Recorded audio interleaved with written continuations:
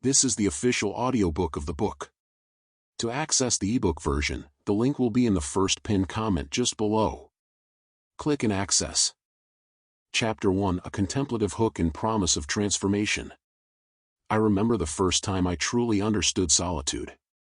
It was beneath an ancient pine tree, its branches reaching toward heaven while its roots drank deeply from the earth below. The morning mist still clung to the valley, and in that perfect stillness, I discovered something remarkable. I was not alone in my aloneness. I was, instead, in the most intimate company possible, the company of the Tao itself, flowing through every breath, every heartbeat, every moment of simply being.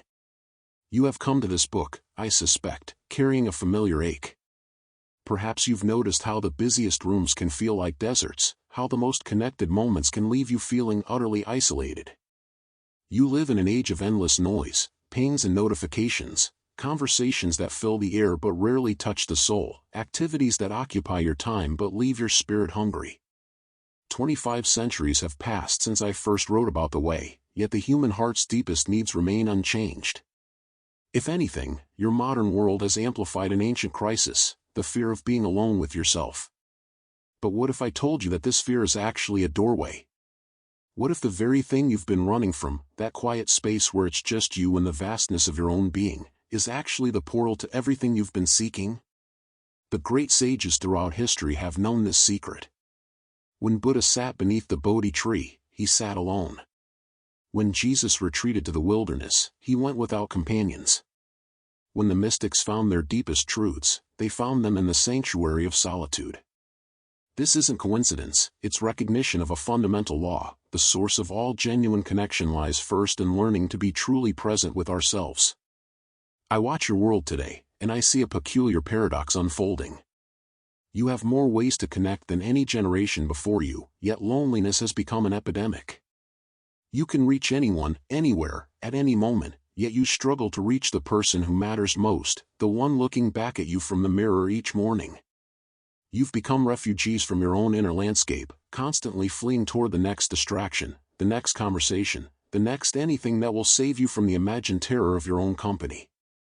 But here's what I learned beneath that pine tree, and what I want to share with you now. There is a profound difference between isolation and solitude, between being abandoned and being home.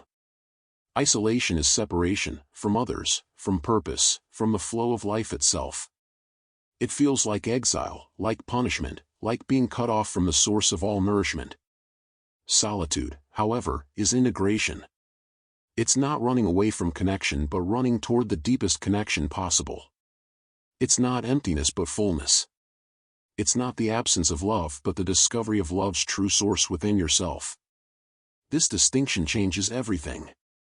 When you understand it not just intellectually but in your bones, in your breath, in the quiet chambers of your heart, you begin to access what I call Wu Wei, effortless action, natural being, the art of moving through life like water flows around stones. No forcing, no grasping, no desperate reaching for something outside yourself to fill what feels empty within. I've watched countless souls transform through embracing what I call the sacred solitude. The anxious executive who discovered that 15 minutes of morning silence gave her more clarity than hours of meetings. The overwhelmed parent who found that brief moments of conscious aloneness made him more present with his children. The heartbroken lover who learned that the companion she'd been seeking in others had been waiting patiently within her all along. The promise I make to you is not one of easy fixes or instant transformation. The Tao doesn't work that way. It unfolds like seasons, naturally and in its own time. But if you're willing to take this journey with me, to explore the art of being alone with the same curiosity you might bring to learning a musical instrument or discovering a new landscape, something beautiful will begin to happen. The anxious buzz in your mind will start to settle, like sediment sinking to the bottom of a clear pond. The constant need for external validation will soften, replaced by an inner knowing that doesn't require anyone else's approval. The fear of silence will transform into a love for the spaciousness where your truest thoughts and deepest wisdom can finally be heard. Think of a tree growing alone on a hillside. To the casual observer, it might seem isolated, perhaps even lonely. But look more closely. Its roots extend deep into the earth, drawing nourishment from sources invisible above ground. Its branches reach toward the sky, participating in the ancient dance between earth and heaven. It provides shelter for birds, shade for travelers, oxygen for all who breathe. It stands alone, yes, but it's never separate from the web of life that sustains and is sustained by it. This is what I invite you to discover: how to be like that tree.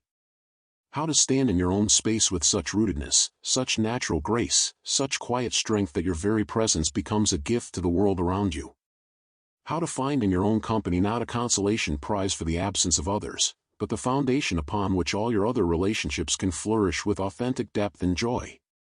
The journey begins with a single step: the willingness to sit with yourself, just for a moment, without immediately reaching for your phone or filling the space with sound. To breathe consciously and ask not how can I escape this feeling, but what is this moment trying to teach me? This simple shift, from avoiding to approaching, from fleeing to meeting, opens the door to everything that follows. Take a moment now to feel your breath moving in and out of your body. Notice how it happens without your effort, how your heart beats without your instruction, how life flows through you in ways both visible and mysterious. In this simple awareness, you're already beginning to taste what the ancient sages knew: that you are never truly alone because you are always held by something larger, always part of the great unfolding that connects all things. Consider this: what if the loneliness you sometimes feel is not evidence of your separation, but your soul's way of calling you home to yourself? What if the very discomfort you experience in quiet moments is not something to fix, but something to explore with gentle curiosity? For the next day, try this simple practice. When you find yourself reaching automatically for distraction, your phone, the television, any activity that pulls you away from present moment awareness, pause for just 3 conscious breaths. Don't force anything to change, simply notice what it feels like to be with yourself, right here, right now, in this unrepeatable moment of your one precious life. Chapter 2: Who is the reader and what are their struggles? I see you there, dear friend, in the quiet moments when the world grows still and suddenly you find yourself reaching for your phone, turning on music, calling someone, anyone, to fill the space that is opened around you. You are not broken for doing this. You are not weak. You are simply human, carrying within you the same tender fear that has walked alongside our species since we first learned to think about thinking, to be aware of our own awareness. Let me sit with you a moment in this recognition, the way morning mist settles gently on a lake before the sun burns it away. There is something achingly familiar about the way you flee from yourself, something I have watched countless souls do across the centuries. It is the refugee's instinct, but in this case, you have become a refugee from your own mind, your own heart, your own precious and irreplaceable inner landscape. The morning arrives, and already your calendar breathes down your neck like a demanding lover. Meeting at 9, lunch appointment, calls to return, emails multiplying like spring flowers after rain, endless, seemingly essential. But I want to ask you something that might make you pause. When did you last have a moment with nothing written in the margins? When did you last sit somewhere and simply exist, without purpose, without agenda, without the comforting weight of productivity pressing against your chest? You fill your schedule the way ancient peoples built walls around their cities, not just for protection, but to define the boundaries of the known world. Beyond those walls lies the wilderness, and in your case, that wilderness is the vast territory of your own inner experience. It frightens you, doesn't it? Not because it is dangerous, but because it is so utterly unknown. I have watched you check your phone 47 times in an hour, not because you expected messages, but because the small screen offers a porthole into a world where you matter to someone, where your existence is confirmed by the digital traces of other lives intersecting with yours. Each notification is a small salvation from the question that haunts the spaces between your thoughts: what if I am alone with myself and discover there is nothing there worth knowing? But here is what I have learned in my long years of watching the dance between solitude and connection: the voices that grow loudest when we stop moving are rarely telling us the truth about who we are. They are echoes, ancient recordings of pain we once felt, criticism we once received, losses we never learned to properly grieve.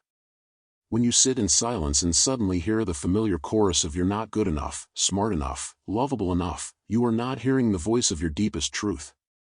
You are hearing the sound of old wounds trying to protect you from further harm.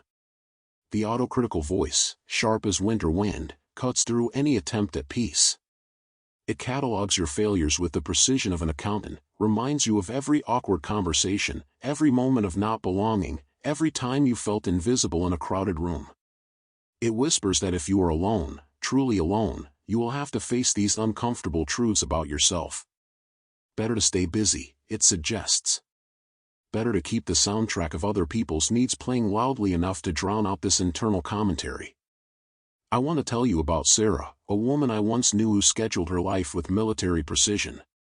Every moment from 6 a.m. until she collapsed into bed held a purpose: gym, work, social commitments, volunteer activities, even her relaxation was scheduled.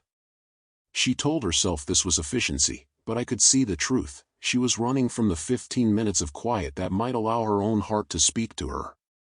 When the pandemic forced her into isolation, she nearly broke apart from the sudden intimacy with her own company. She discovered she had been carrying the grief of her father's death for 7 years without ever letting herself fully feel it.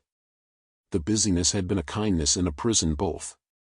Your relationship with your phone has become something like a security blanket, hasn't it? Not the device itself, but what it represents, proof that you exist in the awareness of others, that your life has witnesses. Each like on a social media post is a small confirmation: I am here. I matter. Someone noticed. You have trained yourself to need these external validations the way a plant needs sunlight, and now the thought of going a day without them feels like slow suffocation. But I wonder if you have noticed how hollow these confirmations can feel even as you crave them. How you can receive 100 likes and still feel fundamentally unseen. How you can be surrounded by people who know your favorite coffee order and your professional accomplishments but have no idea what makes you cry at 3 a.m. or what dreams you've been too afraid to speak aloud. This is the peculiar loneliness of our hyper-connected age. We know more people than ever before and feel more unknown than ever before. We have more ways to communicate and fewer things we dare to actually say. We have access to infinite entertainment and find ourselves chronically bored. We can video chat with someone on the other side of the planet but cannot sit peacefully with ourselves for 20 minutes. Somewhere in your history, dear one, something taught you that solitude equals abandonment. Perhaps it was literal: a parent who left, a friend who disappeared, a lover who withdrew their affection and left you to interpret their silence. Perhaps it was more subtle: the sense that love was conditional on your performance, your usefulness, your ability to be who others needed you to be. Children learn early that being alone can mean being unsafe, uncared for, forgotten. But you are no longer that child, even though part of you still carries their fear. The solitude I want to share with you is not the cold emptiness of abandonment. It is the warm spaciousness of coming home to yourself. It is the difference between being lost in the wilderness and choosing to walk mindfully through a forest path. You have been searching for yourself in the eyes of others, haven't you? Waiting for someone to see you so clearly that they can tell you who you truly are. Looking for the perfect friend, the ideal partner, the wise mentor who will finally solve the riddle of your existence. This is like trying to see your own face by looking into 1,000 different mirrors. You will see reflections, versions, approximations, but never the direct knowing that comes from closing your external eyes and opening the inner ones. I think of David, a man who spent his 40s moving from relationship to relationship, each time certain that this person would be the one to fill the aching space inside him. He was kind, thoughtful, genuinely caring, but he brought to each connection a desperate thirst that no human being could quench. His partners felt the weight of his need to be completed by them, and eventually, they would step back, overwhelmed by the responsibility of being someone else's source of wholeness. It wasn't until he learned to enjoy his own company that he could offer his love as a gift rather than a plea for rescue. There is an existential exhaustion that settles into the bones when we spend years running from ourselves. Your soul, that part of you that knows your truest name, grows tired of being ignored, overlooked, postponed. It begins to whisper, then speak, then sometimes shout for your attention. These are the moments when you feel inexplicably sad despite having everything you thought you wanted. When you wake up successful and accomplished but somehow empty, when you find yourself staring out windows with a longing you cannot name. Your soul is asking for space. Not the cramped, anxious space of isolation, but the generous, breathing space of solitude. It wants time with you without agenda, without goals, without the need to fix or improve or optimize anything. It wants to sit with you the way old friends sit together, comfortable in silence, delighted by each other's presence without needing to fill every moment with conversation. But you have forgotten how to receive this kind of companionship from yourself. You have been taught that productivity equals worth, that busy equals important, that alone equals lonely. These equations are false, but they run so deep in your programming that they feel like natural laws. The truth is simpler and more revolutionary. You are already whole. You are already enough. You are already worthy of your own gentle attention.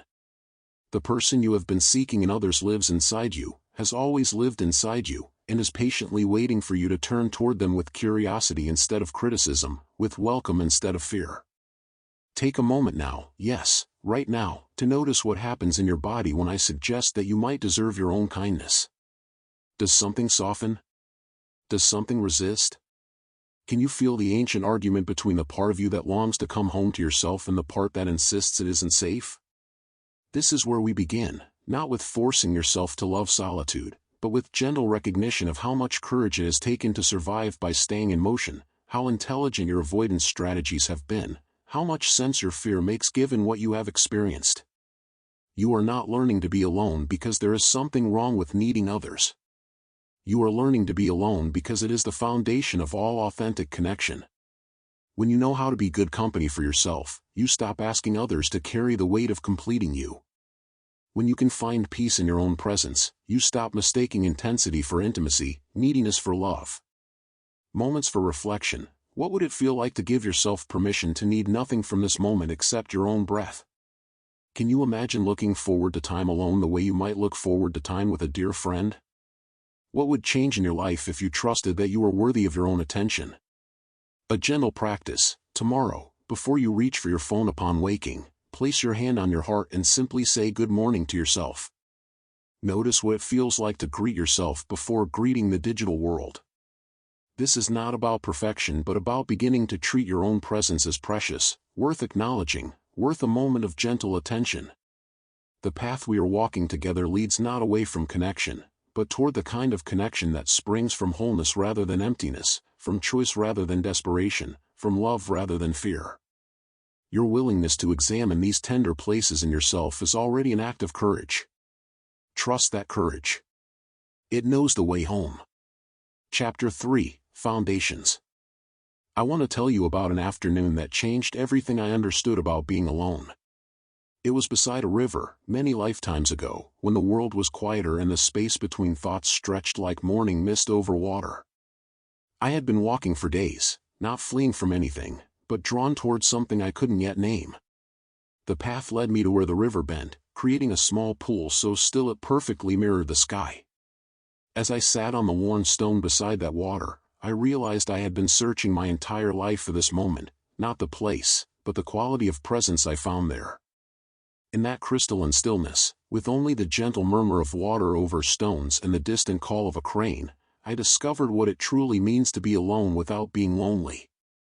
This was my first conscious taste of solitude as sanctuary rather than exile. The foundation of everything I want to share with you was born in moments like these, where the artificial boundaries between self and world, between inner and outer, begin to dissolve. But perhaps you're wondering how ancient wisdom, discovered beside quiet rivers, can possibly address the complexity of modern isolation. Let me show you how the same principles that revealed themselves in those pristine moments remain as relevant today as the flow of water itself. The way of natural solitude. When I speak of the Tao, that ineffable source from which all things emerge and to which all things return, I'm pointing towards something you already know in your deepest heart. You've felt it in those rare moments when time seems to pause, watching sunlight filter through leaves, holding a sleeping child, or simply breathing deeply after a long day. The Tao is not a concept to be grasped by the mind, but a quality of being to be lived and breathed. Your modern world has forgotten that solitude is one of the most direct pathways into this natural way of being. When you're truly alone, not scrolling, not planning, not rehearsing conversations, you slip naturally into the rhythm of the Tao. Your breathing deepens. Your shoulders release tensions you didn't know you were carrying. The constant commentary in your mind begins to quiet, like sediment settling in still water. This is why the great sages throughout history have always been intimately acquainted with solitude. Not because they were antisocial or afraid of human connection, but because they understood that the quality of your relationship with yourself determines the quality of everything else in your life.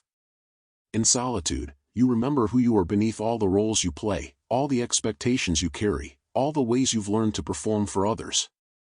The Tao Te Ching opens with these words: "The Tao that can be spoken is not the eternal Tao."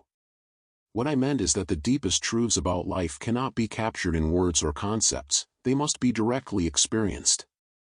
And solitude is perhaps the most accessible laboratory for this direct experience. When you're alone with nothing to prove and no one to please, you can finally hear the wordless wisdom that has been waiting patiently beneath the noise of your busy life. Wu Wei, the art of effortless being. There is a way of being alone that requires no effort, no technique, no improvement. I call this Wu Wei, often translated as non-action, but better understood as acting in harmony with the natural flow of life rather than against it. When you practice Wu Wei in solitude, you stop trying to fix yourself, improve yourself, or make something happen. You simply allow yourself to be exactly as you are in this moment. Most people approach solitude like a problem to be solved. They sit quietly and immediately begin judging the experience. I should be more peaceful, my mind is too busy, I'm not doing this right. This is the opposite of Wu Wei. It's like trying to calm disturbed water by pressing down on it with your hands. The more effort you apply, the more turbulent it becomes. Wu Wei in solitude means sitting beside the disturbed water of your inner experience without trying to change it. You might notice anxiety arising and simply acknowledge, anxiety is here. You might feel sadness and greet it like an old friend. Hello, sadness. What have you come to show me?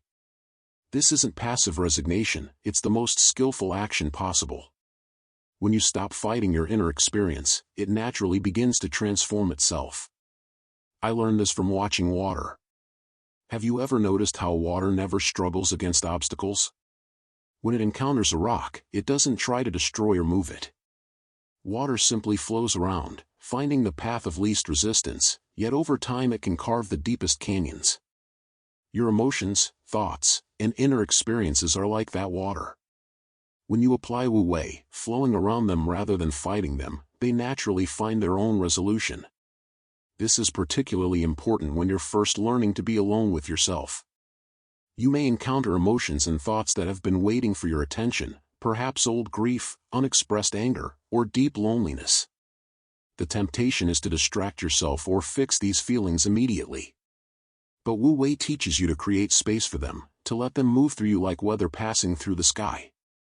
In practical terms, Wu Wei in solitude might look like this: you're sitting quietly and suddenly remember an embarrassing moment from your past.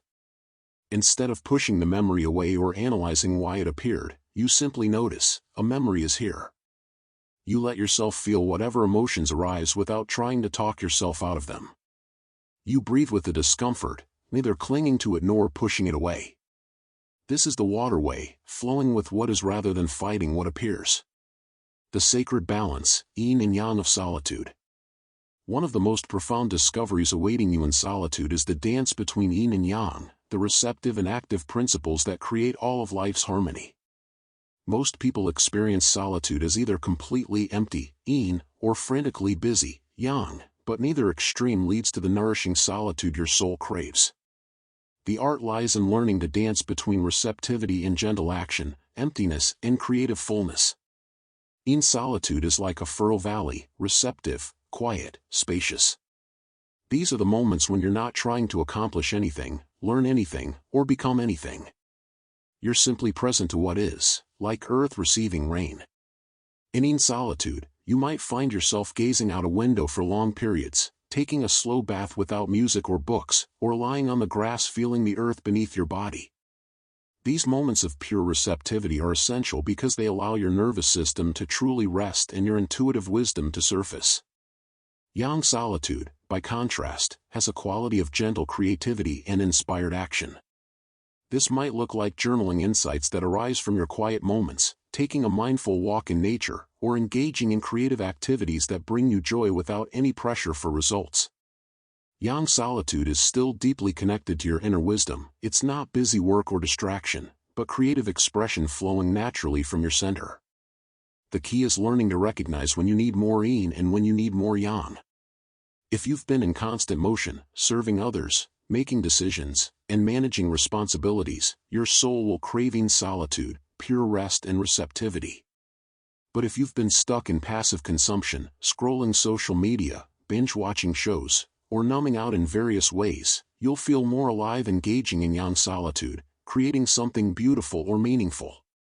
Many people fear yin solitude because it can initially feel like depression or emptiness. But there's a crucial difference. Depression feels heavy and stuck, while healthy yin solitude feels spacious and alive, even in its quietness. It's like the difference between stagnant water and a still mountain lake. Both are quiet, but one is dying while the other is vibrantly alive in its stillness. The most nourishing solitude naturally flows between these two qualities. You might begin in pure yin, simply breathing and being present. Gradually, insights or creative impulses arise, and you follow them in the yang spirit of gentle action. Then, having expressed what wanted to come through you, you return to yin receptivity. This natural rhythm mirrors the cycles of nature, the in-breath and out-breath, day and night, seasons of growth and seasons of rest. Pu, returning to your original nature. There is a concept I treasure called Pu, often translated as the uncarved block. It points to your original nature before it was shaped by others' expectations, before you learned to hide parts of yourself, before you forgot the simple joy of just being alive. Solitude is the workshop where you can carefully remove the unnecessary carvings and discover the natural beauty that was always there. When you were very young, before you learned to be self-conscious, you experienced Pu naturally. You might have spent hours watching clouds, talking to imaginary friends, or simply sitting in wonder at the miracle of sunlight dancing on the wall. You didn't need to be entertained or validated. Your natural state was one of curiosity, presence, and innate contentment. This is Pu, not childishness, but the childlike essence that remains untouched by the wounds and conditioning of your life story. Adult life tends to cover this original nature with layers of social conditioning. You learn to be productive, impressive, helpful, strong, successful, all valuable qualities, but problematic when they become the only ways you know how to be. It's like covering a beautiful piece of wood with so many layers of paint that you forget the natural grain beneath. Solitude gives you the opportunity to gently remove these layers and reconnect with your natural grain. This doesn't mean becoming irresponsible or naive. True Pu includes all your life experience and wisdom, but holds it lightly rather than identifying completely with your social roles and achievements. You might be a successful professional and also reconnect with the part of you that finds genuine delight in simple things, the smell of coffee in the morning, the feeling of soft fabric, the sound of rain on your roof. When you spend time alone without agenda, Pu begins to emerge naturally. You might find yourself humming for no reason, feeling suddenly grateful for ordinary things, or experiencing a sense of wonder you thought you'd lost forever. These aren't regression to childishness, they're signs that you're returning to your essential nature beneath all the accumulated layers of complexity. The practice of cultivating Pu in solitude is beautifully simple. You create space in your life where you're not trying to be anyone in particular.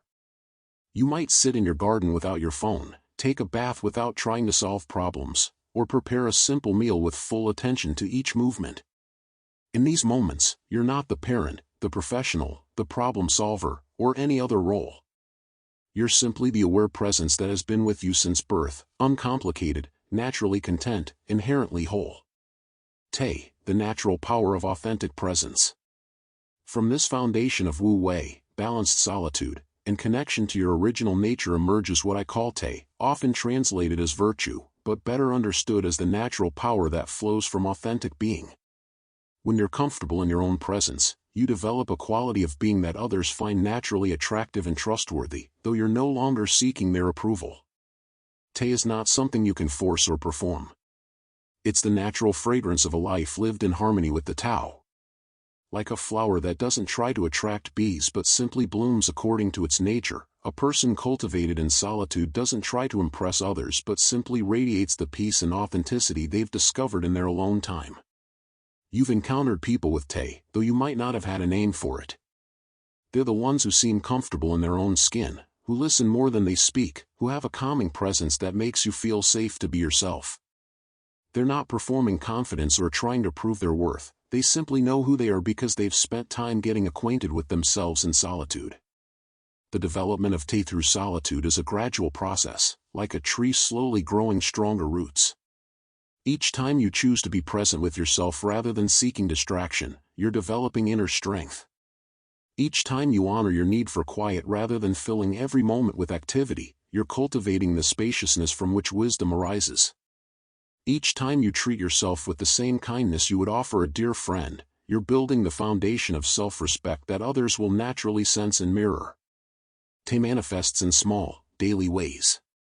You might find yourself speaking more truthfully because you've gotten comfortable with silence and don't feel compelled to fill every conversational gap. You might make decisions more quickly because you've learned to trust your inner knowing. You might feel less affected by others' opinions because your sense of worth is no longer dependent on external validation. This natural power is particularly evident in how you handle conflict and stress. Someone with cultivated Tay doesn't avoid difficult conversations or situations, but approaches them with the same centered presence they've developed in solitude. They can remain calm in chaos because they've learned to find the still point within themselves that remains unshaken by external turbulence. The beautiful paradox of Tay is that the less you try to have power over others, the more genuine influence you naturally possess. When you're not seeking to control or impress, people feel safe around you. When you're comfortable with not knowing all the answers, others trust you with their questions. When you've made peace with your own solitude, you can offer companionship without neediness or agenda. As you begin to taste the sweetness of your own company, you'll notice that this quality of Tay begins to emerge naturally in all your interactions.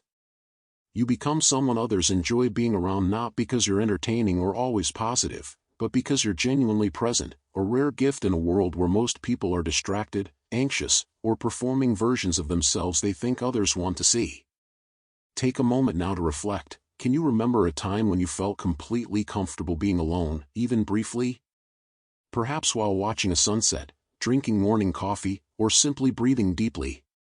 What did that feel like in your body? How might your relationships change if you could access that quality of presence more regularly? What would become possible in your life if you truly enjoyed your own company? Let yourself sit with these questions without needing to find immediate answers. Sometimes the most important insights emerge not from thinking harder, but from creating space for wisdom to arise naturally, like morning mist lifting from still water. Here's a gentle practice to begin tasting these foundations in your daily life. Tomorrow, find just 5 minutes to sit somewhere comfortable without any devices, books, or other distractions.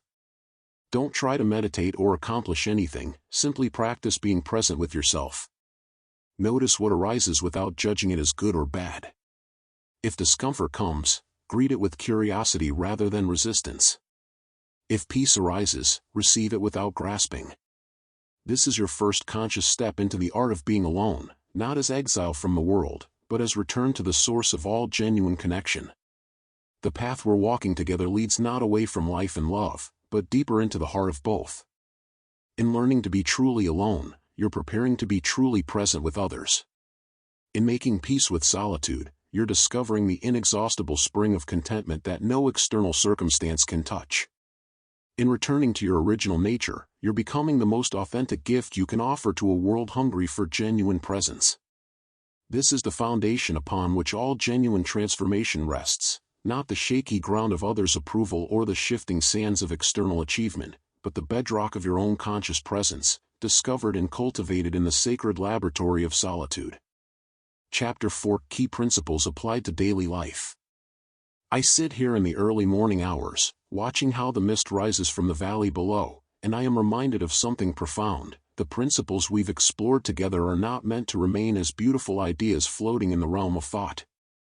Like morning dew that nourishes the earth before disappearing into the day, wisdom must touch the ground of our actual lives to fulfill its purpose. You may be wondering, as many have before you, how to bridge the gap between understanding the value of solitude and actually living it in a world that seems to conspire against stillness. The phone buzzes with its digital hunger, the calendar threatens to swallow every free moment, and the voice in your head whispers that productive people don't just sit around doing nothing. I understand this tension intimately, for even in my time, the pull between contemplation and action required careful navigation. Let me share with you what I've observed about the art of weaving these principles into the fabric of your daily existence. Think of it not as adding more tasks to your already full life, but as discovering the spaces that were always there, waiting for your attention like small gardens hidden between the buildings of a busy city. The art of being present with yourself. This morning, before the world awakened with its familiar urgency, I watched a single leaf fall from the ancient oak outside my window. It descended with such unhurried grace, turning slowly in the air, completely present to its journey earthward. There was no struggle, no resistance to gravity, no attempt to be anywhere other than exactly where it was in each moment of its descent. This leaf has become my teacher in what I call the art of being present with yourself. When you're alone, truly alone, without the digital companions of screen and sound, you have the opportunity to practice this same quality of presence. But first, you must learn to recognize the difference between being alone with yourself and being alone with your distractions disguised as thoughts. Notice what happens when you sit quietly for just 5 minutes. Do you immediately begin planning tomorrow's meetings? Do you replay yesterday's conversations, editing them for better outcomes? Do you start cataloging everything that needs to be fixed, improved, or accomplished? This is not presence, this is carrying the crowded marketplace of your mind into the sanctuary of solitude. True presence with yourself feels different. It's like settling into a comfortable chair that was made specifically for your body. There's a sense of coming home, of rightness, of being exactly where you belong. Your breathing naturally deepens. Your shoulders release tension you didn't even know you were carrying. The racing thoughts begin to slow, not because you're fighting them, but because you're no longer feeding them with your anxious attention. I invite you to experiment with this. Choose one routine activity you normally do alone, perhaps drinking your morning coffee, washing dishes, or walking to your car. Instead of filling this time with mental planning or phone scrolling, practice being completely present to the physical sensations and immediate environment. Feel the warmth of the cup in your hands. Notice the sound of water on dishes, observe the way light falls across the pavement. This is not meditation in the formal sense, this is training yourself to be good company for yourself in the most ordinary moments. Liberation from the opinions of others. There's a story I often contemplate about a farmer whose horse ran away. His neighbors rushed to offer condolences. How terrible! But the farmer simply replied, maybe. The next day, the horse returned with 3 wild horses. How wonderful, the neighbors exclaimed. Maybe, said the farmer. When his son broke his leg trying to tame one of the wild horses, the neighbors cried, how awful. Again, maybe. When war came and all young men were drafted except his injured son, they said, how fortunate. The farmer's response never changed, maybe. This story illuminates something crucial about solitude. When you're constantly seeking the approval or validation of others, you cannot access the profound wisdom that emerges from your own direct experience. You become like a leaf blown by every wind of opinion, never settling long enough to put down roots in your own knowing. I've watched people exhaust themselves performing for an imaginary audience that exists more in their minds than in reality. They cannot enjoy a meal alone without wondering what others think of the person eating solo. They cannot pursue an interest that doesn't align with their social image.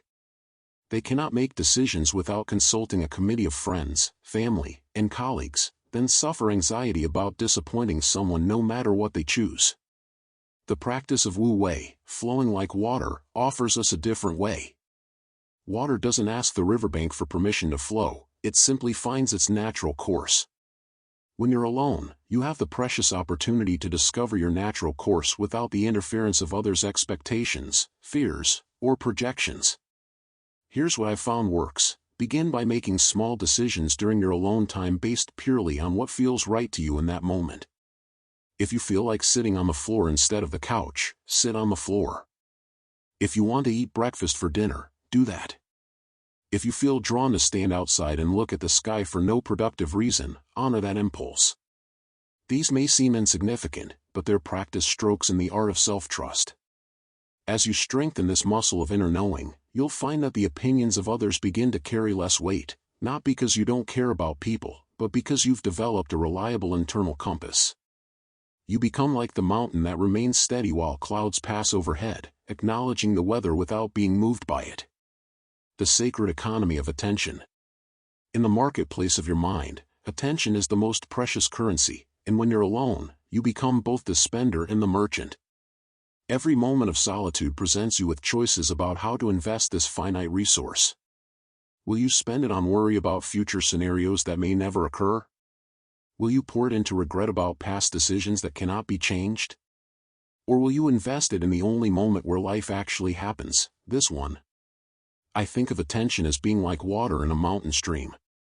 When the stream is clear and flowing, it nourishes everything it touches and reflects the sky with perfect clarity.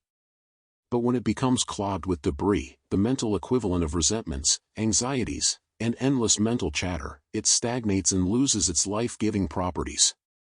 During your time alone, you have the opportunity to clear the stream. This doesn't mean forcing your mind to be blank or fighting against thoughts. That would be like trying to clear muddy water by stirring it more vigorously. Instead, it means learning to let your attention settle naturally, like sediment sinking to the bottom of a still pond. One practice I find particularly powerful is what I call attention returning. Whatever you're doing during your solitude, whether it's sitting quietly, taking a bath, or working in the garden, notice when your mind wanders to its habitual concerns. Rather than judging this wandering as failure, simply acknowledge it with kindness. There's planning happening, or I see worry arising. Then gently return your attention to the present moment, the way you might guide a beloved child back to their seat after they've wandered away. This isn't about perfect focus, it's about practicing the return. Each time you notice distraction and come back to presence, you're strengthening your capacity to be truly where you are. Over time, you'll find that your alone time becomes less mentally noisy and more deeply nourishing. Honoring your natural rhythms. Watch a tree through the seasons, and you'll understand something essential about natural rhythms. In spring, it bursts forth with new leaves and blossoms. Summer brings the full expression of its growth. Autumn is the time of harvest and release. Winter calls for dormancy, conservation, rest.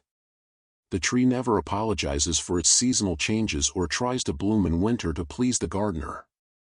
You, too, have natural rhythms of expansion and contraction, expression and withdrawal.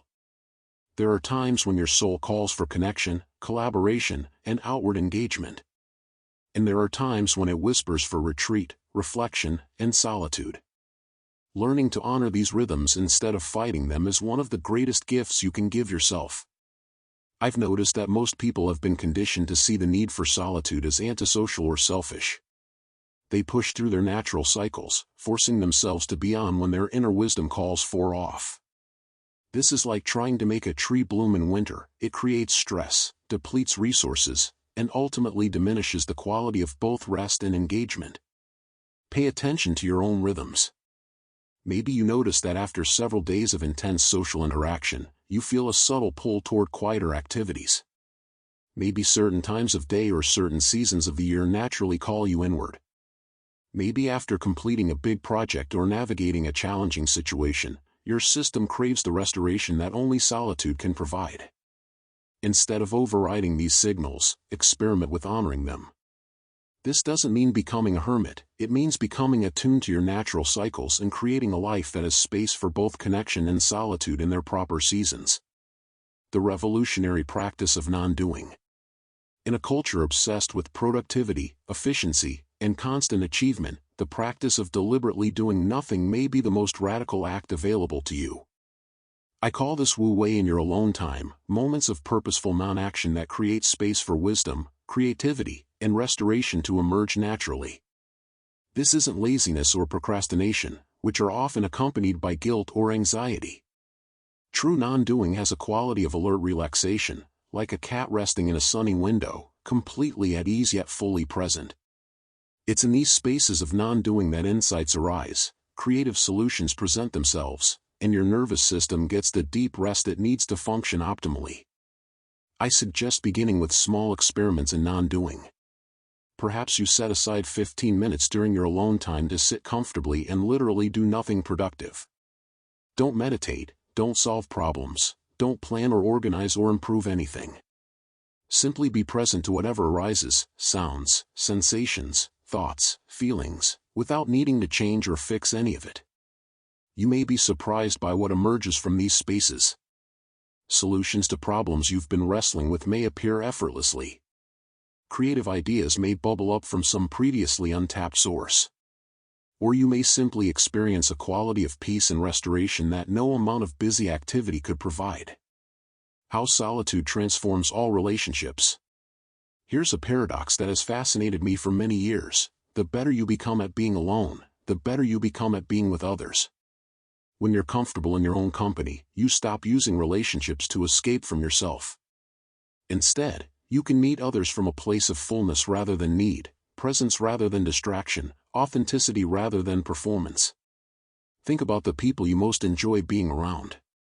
Chances are, they have a quality of being comfortable in their own skin.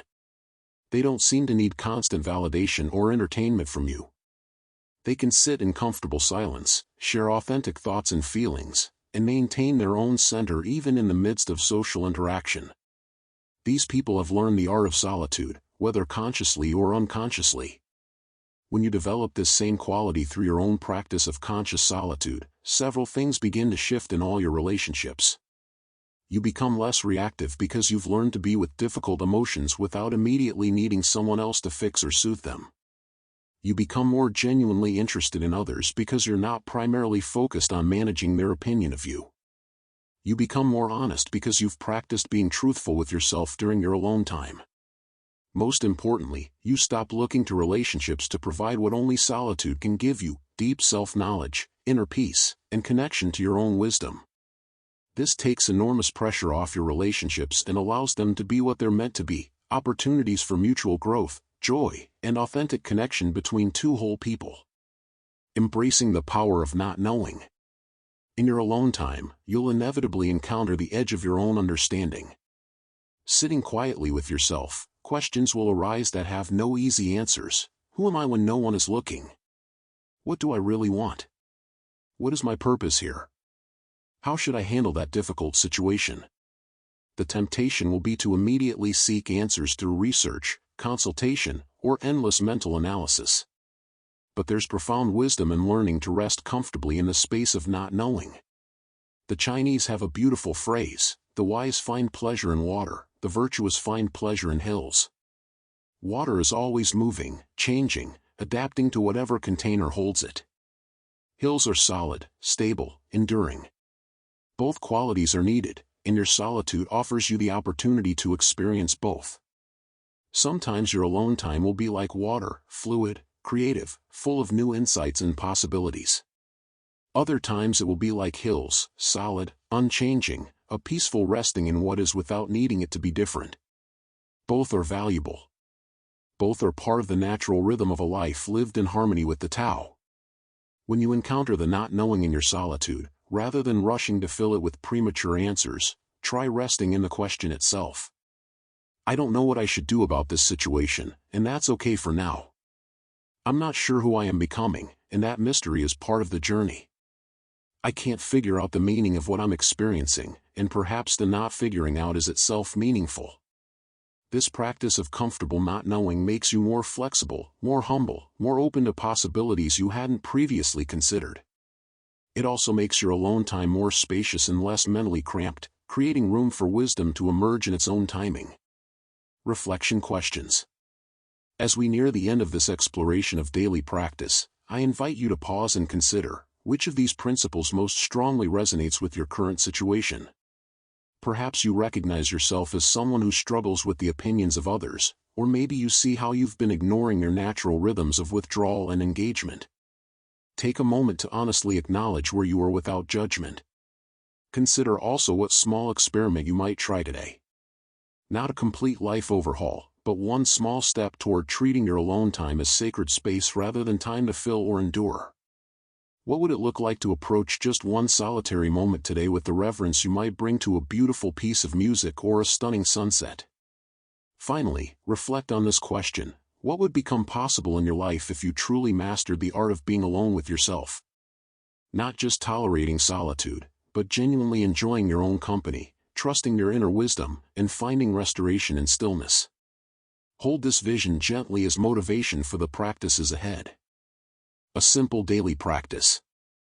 Here's an experiment I invite you to try for the next week. Each day, identify one transition moment that you normally fill with distraction, perhaps the walk from your car to your home, the few minutes before sleep, or the time it takes to prepare your morning beverage. Instead of immediately reaching for your phone or filling your mind with planning, use this time to practice presence with yourself. Breathe consciously, notice your physical sensations, observe your environment without trying to change anything. If your mind wanders to its usual concerns, gently return to this moment with the same kindness you would show a good friend. Don't expect dramatic results, simply notice what it feels like to give yourself the gift of undivided attention, even briefly. This small practice will begin to show you that the art of being alone isn't about grand gestures or major life changes. It's about recognizing the sacred in the ordinary, finding the profound in the simple, and discovering that you have always been, and always will be, your own most faithful companion. The path continues to unfold, and I'm grateful to walk it with you. Daily practices. As I sit here in the quietude of dawn, watching the first light touch the ancient cypress outside my window, I'm reminded of how the simplest practices often carry the greatest transformative power. You see, my friend, understanding the art of being alone is one thing, but living it, breathing it into the fabric of your daily existence, is where the real magic unfolds. The morning dew doesn't announce its arrival with fanfare. It simply appears, quietly nourishing everything it touches. This is how I invite you to approach the practices I'm about to share, not as burdensome additions to your already full life, but as gentle dewdrops of awareness that will naturally refresh your relationship with solitude. The meditation of still waters. Let me begin with what I call the meditation of still waters, for water has always been my greatest teacher in the art of natural being. Find yourself a quiet corner. It need not be perfect or sacred in any conventional sense. I've found profound peace in bathroom stalls, park benches, and even airport waiting areas. The external location matters far less than your internal willingness to arrive fully in your own presence. Sit comfortably, and imagine you are like a mountain lake at dawn. When the wind stops blowing, when the forest creatures are still in their morning reverence, the water becomes so clear you can see straight to the bottom. Your mind, dear friend, is this lake. All day long, the winds of activity, the stones of worry, the branches of others' expectations fall into your waters, creating ripples and disturbance. Begin by simply watching these ripples without trying to stop them. Notice how thoughts arise like fish surfacing for air. They appear, create their small circles of movement, then disappear back into the depths. The lake doesn't fight the fish, it simply returns to stillness when they dive back down. Breathe as the lake breathes, slowly, deeply, with no urgency. With each exhale, feel yourself settling deeper into your own natural clarity. With each inhale, receive whatever rises with the same welcoming spaciousness that water receives rain. I practice this for just 10 minutes each morning, and I notice how this quality of inner stillness accompanies me throughout the day like a faithful friend. Even in the midst of crowds or challenges, I can return to that lake-like presence within myself. What strikes me most profoundly about this practice is how it teaches us that solitude isn't about being empty, it's about being so full of our own natural presence that we need nothing else to feel complete. The still water isn't lonely, it's perfectly content in its own crystalline clarity. Take a moment now to reflect. When in your life have you felt most like still water? What was the quality of that experience? How might you create small opportunities to return to that natural state of peaceful self-sufficiency? Contemplative walking, moving meditation in solitude. There's something ancient and holy about walking alone, something our ancestors understood intuitively as they moved across vast landscapes with only their thoughts and the rhythm of their footsteps for company. I've discovered that walking can be one of our most profound teachers in the art of being alone, transforming what might feel like isolated wandering into purposeful pilgrimage. When I walk contemplatively, I'm not trying to get anywhere in particular, at least not in the conventional sense. Instead, I'm allowing each step to be a conversation between my inner world and the world around me. I step outside my door, and immediately I'm struck by how the quality of air today feels different from yesterday. Perhaps there's more moisture, carrying the scent of distant rain. Perhaps the light falls at a different angle, casting shadows that yesterday didn't exist. This is the first teaching of contemplative walking. Everything is always changing, including us. As I place one foot in front of the other, I'm not the same person who took the previous step. The ground has shifted imperceptibly, my body has processed thousands of new breaths, my cells have danced their microscopic dance of renewal. Walking alone allows me to witness this constant flow of becoming.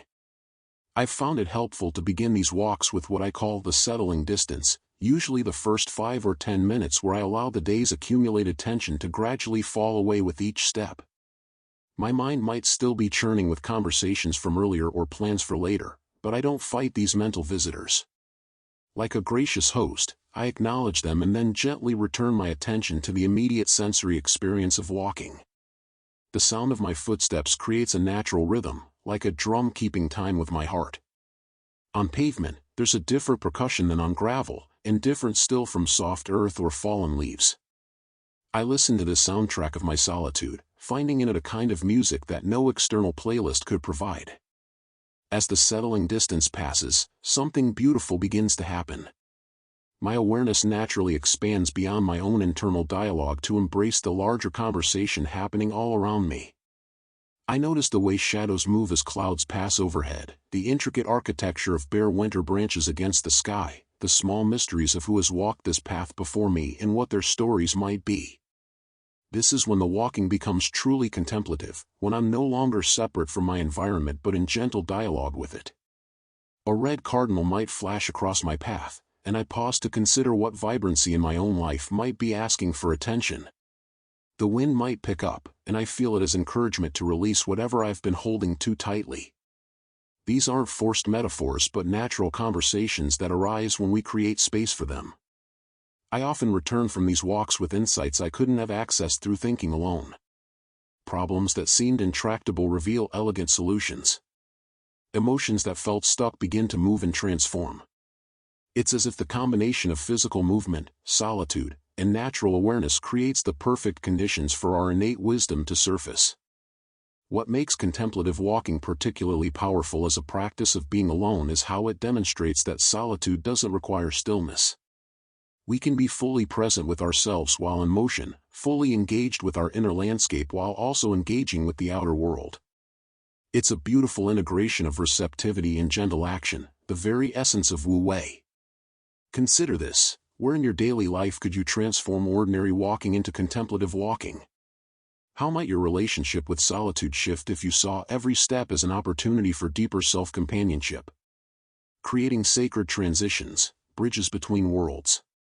One of the most overlooked aspects of cultivating healthy solitude is learning to create conscious transitions between our social selves and our private selves. Without these bridges, we often feel jarred by the sudden shift from external engagement to internal quiet, or we carry the residue of solitude awkwardly back into our interactions with others.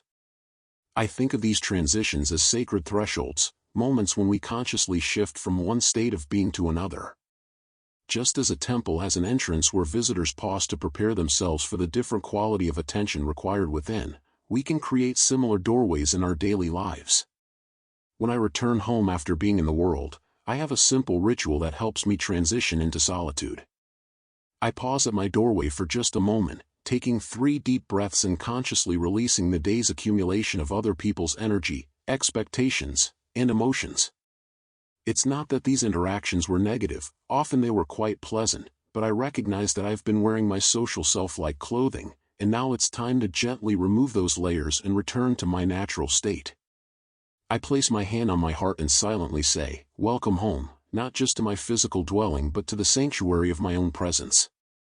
This small gesture creates a clear boundary between the outer world and my inner world, allowing me to arrive fully in my solitude rather than carrying the outside world's pace and energy into my sacred space. Similarly, when I'm preparing to leave my solitude and re-engage with others, I take a moment to gather the clarity and peace I've cultivated and consciously carry it with me like a gift. I place my hand on my heart again and set an intention to bring the quality of presence I've discovered in solitude into my interactions. This way, my time alone doesn't become an escape from life but a preparation for more authentic engagement with life. These transition rituals can be as simple as washing your hands mindfully while mentally releasing the previous experience, or as elaborate as lighting a candle and sitting quietly for a few minutes. The key is consistency and intentionality.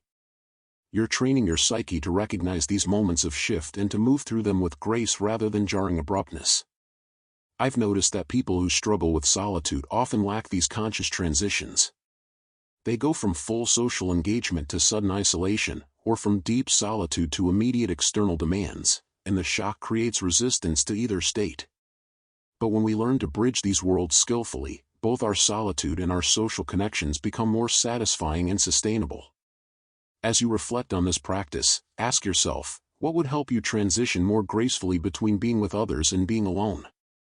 What simple ritual could you create that honors both your social self and your solitary self as valuable aspects of who you are? The art of conscious journaling, dialogue with your deeper self. There's something magical that happens when we put pen to paper in solitude. A kind of conversation begins that's different from our usual internal chatter. I call this conscious journaling, and it has become one of my most treasured practices for deepening my relationship with my own inner landscape. Unlike the journaling you might have tried before, this isn't about recording events or venting emotions, though both of those might happen naturally. Conscious journaling is more like offering your deeper self a voice, creating space for the quieter, wiser parts of you to speak up and be heard. I begin each journaling session by lighting a candle or simply taking a few centering breaths, creating a sense of sacred space around this dialogue with myself. Then I write at the top of the page, what wants to be known today, or what is my deepest self trying to tell me? This isn't a question I try to answer immediately with my thinking mind. Instead, I hold the question gently and begin writing whatever comes, without censorship or judgment. Often, the first few sentences are mundane observations or surface worries. But if I stay patient and keep my hand moving across the page, something deeper begins to emerge. It's as if I'm creating space for a wiser version of myself to step forward, someone who sees my life from a broader perspective, who notices patterns I've been too busy to see, who offers gentle guidance I didn't know I needed. Sometimes this deeper voice expresses itself through images or memories that arise unexpectedly. I might suddenly remember a dream from weeks ago that now seems relevant, or find myself writing about a childhood experience that carries medicine for my current situation. Other times, the wisdom comes through questions rather than answers, profound inquiries that reframe my entire understanding of whatever I'm facing. What I find most beautiful about this practice is how it teaches me that I'm never truly alone. There's always this deeper self available for conversation, this inner companion who has been with me through every experience of my life and who holds a perspective both compassionate and clear. I write for about 20 minutes, sometimes longer if the conversation feels particularly rich. Toward the end, I often ask, what would be most helpful for me to remember today? The answers that come usually surprise me with their simplicity and wisdom. Sometimes it's a reminder to be more patient with myself. Sometimes it's insight about a relationship or creative project. Often it's just encouragement to trust the process of my life more deeply. When I finish writing, I take a moment to thank this inner wisdom for its presence and guidance. This isn't mere politeness. I've genuinely come to experience this deeper self as a trustworthy friend and advisor, one whose counsel I've learned to value above most external opinions. The transformation this practice brings to my experience of solitude is remarkable. Instead of feeling isolated with my problems and confusions, I feel companioned by my own inner wisdom. Instead of feeling stuck in repetitive thought patterns, I have access to fresh perspectives and creative solutions. Instead of feeling disconnected from my purpose, I regularly receive gentle reminders of what matters most to me. I encourage you to experiment with this practice, but let it evolve naturally for you. Some people prefer typing, others need the physical connection of handwriting. Some find it helpful to write letters to their future or past selves. Others discover they can access this deeper dialogue while walking or even while doing simple tasks with their hands. Pause for a moment and consider, what questions would you most like to explore with your deepest self? What would it feel like to have regular access to your own inner wisdom? How might your experience of being alone shift if you knew you could always access this quality of internal companionship? Mindful nourishment, the sacred art of eating alone. In our culture, eating alone often carries an unfortunate stigma. We picture the lonely figure hunched over a meal, isolated and somehow pitiful. But I want to offer you a completely different vision. Eating alone is one of life's most intimate and sacred practices, an opportunity for deep nourishment that goes far beyond the physical. When we eat in the presence of others, much of our attention naturally goes to conversation, social dynamics, and external interaction. This isn't wrong, but it means we often miss the profound experience of truly receiving nourishment. Eating alone creates space for a different kind of awareness, one that can transform a simple meal into a ceremony of gratitude and presence. I begin my solitary meals by taking a moment to really look at my food. Today, perhaps it's a simple bowl of soup and a piece of bread. But as I look with full attention, I begin to see the incredible journey that brought this nourishment to me. The seeds that were planted in distant soil, the sunshine and rain that helped them grow, the hands that harvested and prepared them, the complex web of relationships and natural processes that culminated in this moment of receiving. This isn't intellectual analysis, it's a felt sense of connection to the larger web of life that sustains me. As I hold this awareness, I naturally feel gratitude arise, not as an obligation but as an authentic response to recognizing how supported I am by forces I can't even fully comprehend. I eat slowly, tasting each spoonful as if I'm eating it for the first time. The warmth of the soup, the texture of vegetables, the way flavors blend and change as I chew, all of this becomes fascinating when I'm truly present with it. I notice how my body responds, how different foods create different sensations, how the act of eating gradually shifts my energy and mood. Between bites, I pause and breathe, allowing myself to really receive what I'm taking in. This isn't just about the food, I'm also receiving the gift of this quiet time, the luxury of eating at my own pace without conversation or distraction, the simple pleasure of taking care of myself in this fundamental way. Sometimes, eating alone becomes a form of meditation. I might eat an entire apple with such focused attention that I feel like I'm experiencing the essence of appleness, its sweetness, its crisp texture, the way it satisfies both hunger and thirst. Other times, eating alone becomes a celebration. I might prepare something special just for myself, not because I'm entertaining anyone else but because I deserve the gift of beautiful food, especially, when no one else is watching. What strikes me most about this practice is how it reveals that taking care of ourselves can be an act of love rather than mere maintenance. When I prepare and eat food with this quality of attention, I'm saying to myself, you matter. You deserve nourishment. You are worthy of care and consideration. This attitude towards solitary eating has completely transformed my relationship with food and with solitude itself. Instead of hurrying through meals because no one else is there to make the experience worthwhile, I now savor these opportunities for intimate self-care. Instead of feeling sorry for myself when eating alone, I feel grateful for the space to be fully present with the miracle of nourishment. The ripple effects extend far beyond mealtime. When I've practiced this quality of loving attention toward myself in the simple act of eating, it becomes easier to extend that same care to other aspects of my life. I find myself approaching my work, my relationships, and even my challenges with more of this gentle, appreciative presence. Consider this invitation. What would change if you approached eating alone as a sacred practice rather than a mere necessity? How might your relationship with solitude shift if you used mealtimes as opportunities to practice loving self-care? What would it feel like to nourish yourself with the same attention and care you'd offer a beloved guest?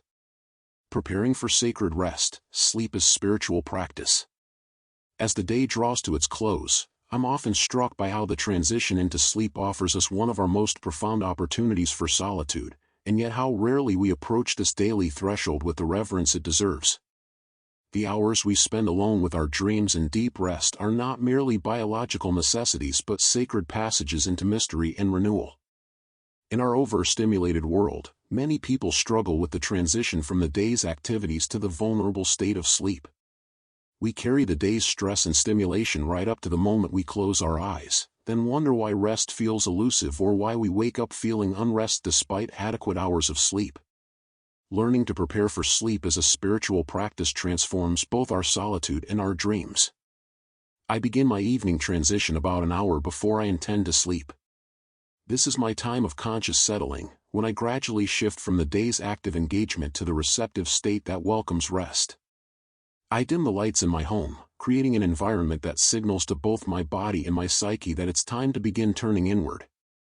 I spend a few minutes tidying my space, not from compulsion, but from a desire to create harmony in my environment. There's something deeply settling about knowing that I'll wake up to beauty and order. This simple act of caring for my physical space becomes an expression of care for my future self and creates a sense of completion with the day's activities. Then I sit quietly and practice what I call the day's review. This isn't about judging my performance or rehashing conflicts, but about consciously acknowledging what I've experienced and learned. I might silently thank the day for its gifts, perhaps a kind word from a stranger, the way sunlight fell across my desk, or a moment of unexpected insight. I also acknowledge any challenges or disappointments with gentle acceptance, recognizing them as part of the day's teaching. As I prepare my body for rest, I do so with the same mindful attention I bring to other aspects of solitary practice. Washing my face becomes a ritual of cleansing not just physical residue but also the accumulated energy of interactions and experiences. Brushing my teeth becomes a moment of gratitude for my body's service throughout the day. When I finally lie down, I take several deep breaths and consciously release the day. With each exhale, I let go of any tension, worry, or unfinished business, trusting that what needs attention will be available to me tomorrow. With each inhale, I invite in peace, rest, and the mysterious restoration that sleep provides. I've developed a simple practice of setting an intention for my sleep and dreams. Not a demand or specific request, but more like offering a gentle question to my unconscious wisdom: what would be most helpful for me to receive in my rest tonight? Sometimes I wake with insights or solutions I couldn't access through conscious thinking. Other times, I simply wake feeling more integrated and peaceful than when I went to sleep. The quality of solitude we cultivate in our approach to sleep affects everything else. When we can trust ourselves to rest fully, to be completely vulnerable and unguarded in sleep, we develop a deeper capacity for solitude in all its forms. We learn that being alone doesn't mean being abandoned. Even in our most unconscious state, we're held by forces larger than our waking awareness. What I find most beautiful about approaching sleep as spiritual practice is how it reframes our relationship with vulnerability and surrender. Instead of seeing sleep as lost time or temporary unconsciousness, we begin to experience it as a daily return to mystery, a nightly pilgrimage into the deeper dimensions of our being. As you reflect on your own relationship with rest and solitude, consider, how might your sleep change if you approached it as a sacred practice rather than mere biological necessity? What would it feel like to trust completely in your capacity to rest and be restored? How might the quality of your solitude during waking hours be affected by the quality of your solitude in sleep? These practices I've shared with you today are not rigid prescriptions but invitations to discover your own authentic relationship with solitude. Like water finding its natural course down a mountainside, let these suggestions flow through your life in whatever way feels most organic and sustainable for you. Remember that the goal is not perfect execution but gentle persistence. Some days your meditation might last 20 minutes, others perhaps only 2 breaths at a traffic light. Some walks might be hour-long pilgrimages, others might be mindful steps from your car to your front door. What matters is the quality of presence you bring, not the quantity of time you spend. The transformation that comes through daily practice is subtle but profound. Like a river slowly carving a canyon, these moments of conscious solitude gradually reshape the landscape of your inner life. You may not notice the changes day by day, but over weeks and months, you'll discover that something fundamental has shifted in your relationship with yourself and with the gift of being alone. Tomorrow, as you move through your day, remember that every moment offers an opportunity to return home to your own presence. In the space between breaths, in the pause between activities, in the quiet moments that arise naturally throughout your day, in all of these small sanctuaries, the practice of being beautifully alone awaits you. Chapter 6: Parables and Case Studies. I have walked this earth for many lifetimes, observing how humans dance between connection and solitude, how they flee from themselves and, eventually, how they return home. In my wanderings through the corridors of time, I have witnessed countless souls discover what I have always known, that the deepest wisdom emerges not from the noise of crowds, but from the fertile silence of being alone with the Tao. Let me share with you stories that have unfolded before my eyes, some in ancient valleys where mist clings to morning mountains, others in the concrete valleys of modern cities where artificial light never sleeps. Each story carries within it a seed of the same eternal truth: solitude is not exile, but homecoming. The hermit who lived in the city. There once was a man named Marcus who lived in the heart of Manhattan, surrounded by 8 million souls yet feeling more isolated than a monk in a mountain cave. The irony was not lost on him. He could touch his neighbor's wall through his thin apartment walls, hear conversations in 3 languages from his fire escape, and yet he felt as though he were floating in a void, disconnected from everything that mattered. Marcus worked as a software engineer, spending his days translating human needs into digital language. His evenings were filled with the blue glow of screens, work emails bleeding into social media, streaming services offering infinite distractions, dating apps promising connection that never quite materialized into anything real. He had perfected the art of being busy without being present, surrounded without being connected. The turning point came on a Tuesday morning that felt like every other Tuesday morning, except for one small detail: the elevator in his building broke down. Living on the 14th floor, Marcus found himself facing a choice that would normally send him into a minor panic: climb the stairs or be late for work. But something in him, perhaps the accumulated exhaustion of years of rushing, made him pause. Instead of hurrying, he began to climb slowly. For the first time in months, maybe years, he wasn't listening to a podcast, wasn't checking messages, wasn't rehearsing the day's tasks in his mind. He was simply climbing, breathing, existing in the vertical journey between ground and sky. By the 7th floor, he noticed his breathing. By the 10th, he noticed how his body felt carrying itself upward. By the 13th, he realized he was smiling, not because anything external had changed, but because something internal had settled into place, like a key finding its lock. That evening, instead of turning on the television or opening his laptop, Marcus sat by his window and watched the city breathe. He observed the rhythm of traffic lights, the patterns of people moving on sidewalks 14 stories below, the way shadows shifted as the sun set behind the buildings. For 20 minutes, he was alone in the truest sense, not lonely, not isolated, but completely present with himself in the midst of millions. This became his practice. Every morning, he chose the stairs. Every evening, he chose 20 minutes of what he called window time. No goals, no productivity, no outcomes to measure. Just Marcus in the vast sky above the city, just his breath and the eternal dance of light and shadow. Gradually, his relationships began to change. When friends called, he listened more deeply because he had learned to listen to himself. When colleagues spoke in meetings, he heard not just their words but the currents beneath their words, because he had grown familiar with his own internal currents. When he went on dates, he showed up more authentically because he had become comfortable with his own company.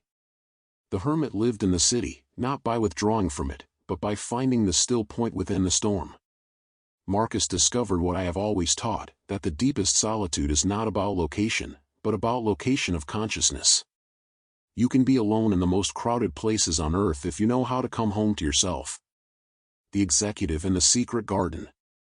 Sarah commanded a corner office on the 42nd floor of a glass tower in Chicago, overseeing a team of 35 people and managing budgets that could fund small countries.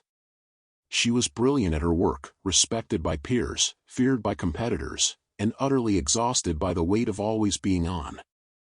The executive bathroom became her sanctuary, not by choice, but by desperation. It was the only place she could lock the door and guarantee 5 minutes without someone needing her decision, her approval, her energy. She would sit in the stall, close her eyes, and try to remember who she was before she became what everyone needed her to be. One particularly brutal Thursday, after a board meeting that felt like gladiator combat disguised as quarterly planning, Sarah found herself in that bathroom stall, tears mixing with the fluorescent humming above her head. She looked at her watch: 4 p.m. In 13 minutes, she had another meeting. In 3 hours, she had a dinner with potential investors. In 5 hours, she would fall asleep to the blue glow of her phone, reading reports that would shape tomorrow's fires to fight. But in that moment, surrounded by marble walls and the distant sounds of corporate machinery, something shifted. Instead of rushing to fix her makeup and armor herself for the next encounter, she decided to stay. Just for one more minute. Then another. And another. She found herself noticing things she had never noticed, the sound of her own breathing beneath the building's mechanical hum, the way her shoulders had been carrying tension like a yoke, the small window high on the bathroom wall that showed a tiny piece of sky. For 7 minutes, she was not the executive, the leader, the decision-maker. She was simply Sarah, breathing in a small room, connected to nothing but her own aliveness. This became her secret practice. Every day at 4 p.m., she would disappear for 7 minutes. Her assistant learned not to schedule anything during this time, though Sarah never explained why. Her team noticed that she returned from these brief absences with a different quality of presence, more grounded, less reactive, capable of finding solutions that had eluded her in the morning's frantic thinking. 7 minutes doesn't sound like much, but like water wearing away stone, those daily moments of solitude began to reshape Sarah's entire approach to leadership. She started asking different questions in meetings, not just what should we do, but what wants to emerge here. She began to trust the wisdom that arose from stillness rather than relying solely on the intelligence that came from analysis. Within 6 months, her team's productivity had increased while their stress levels decreased.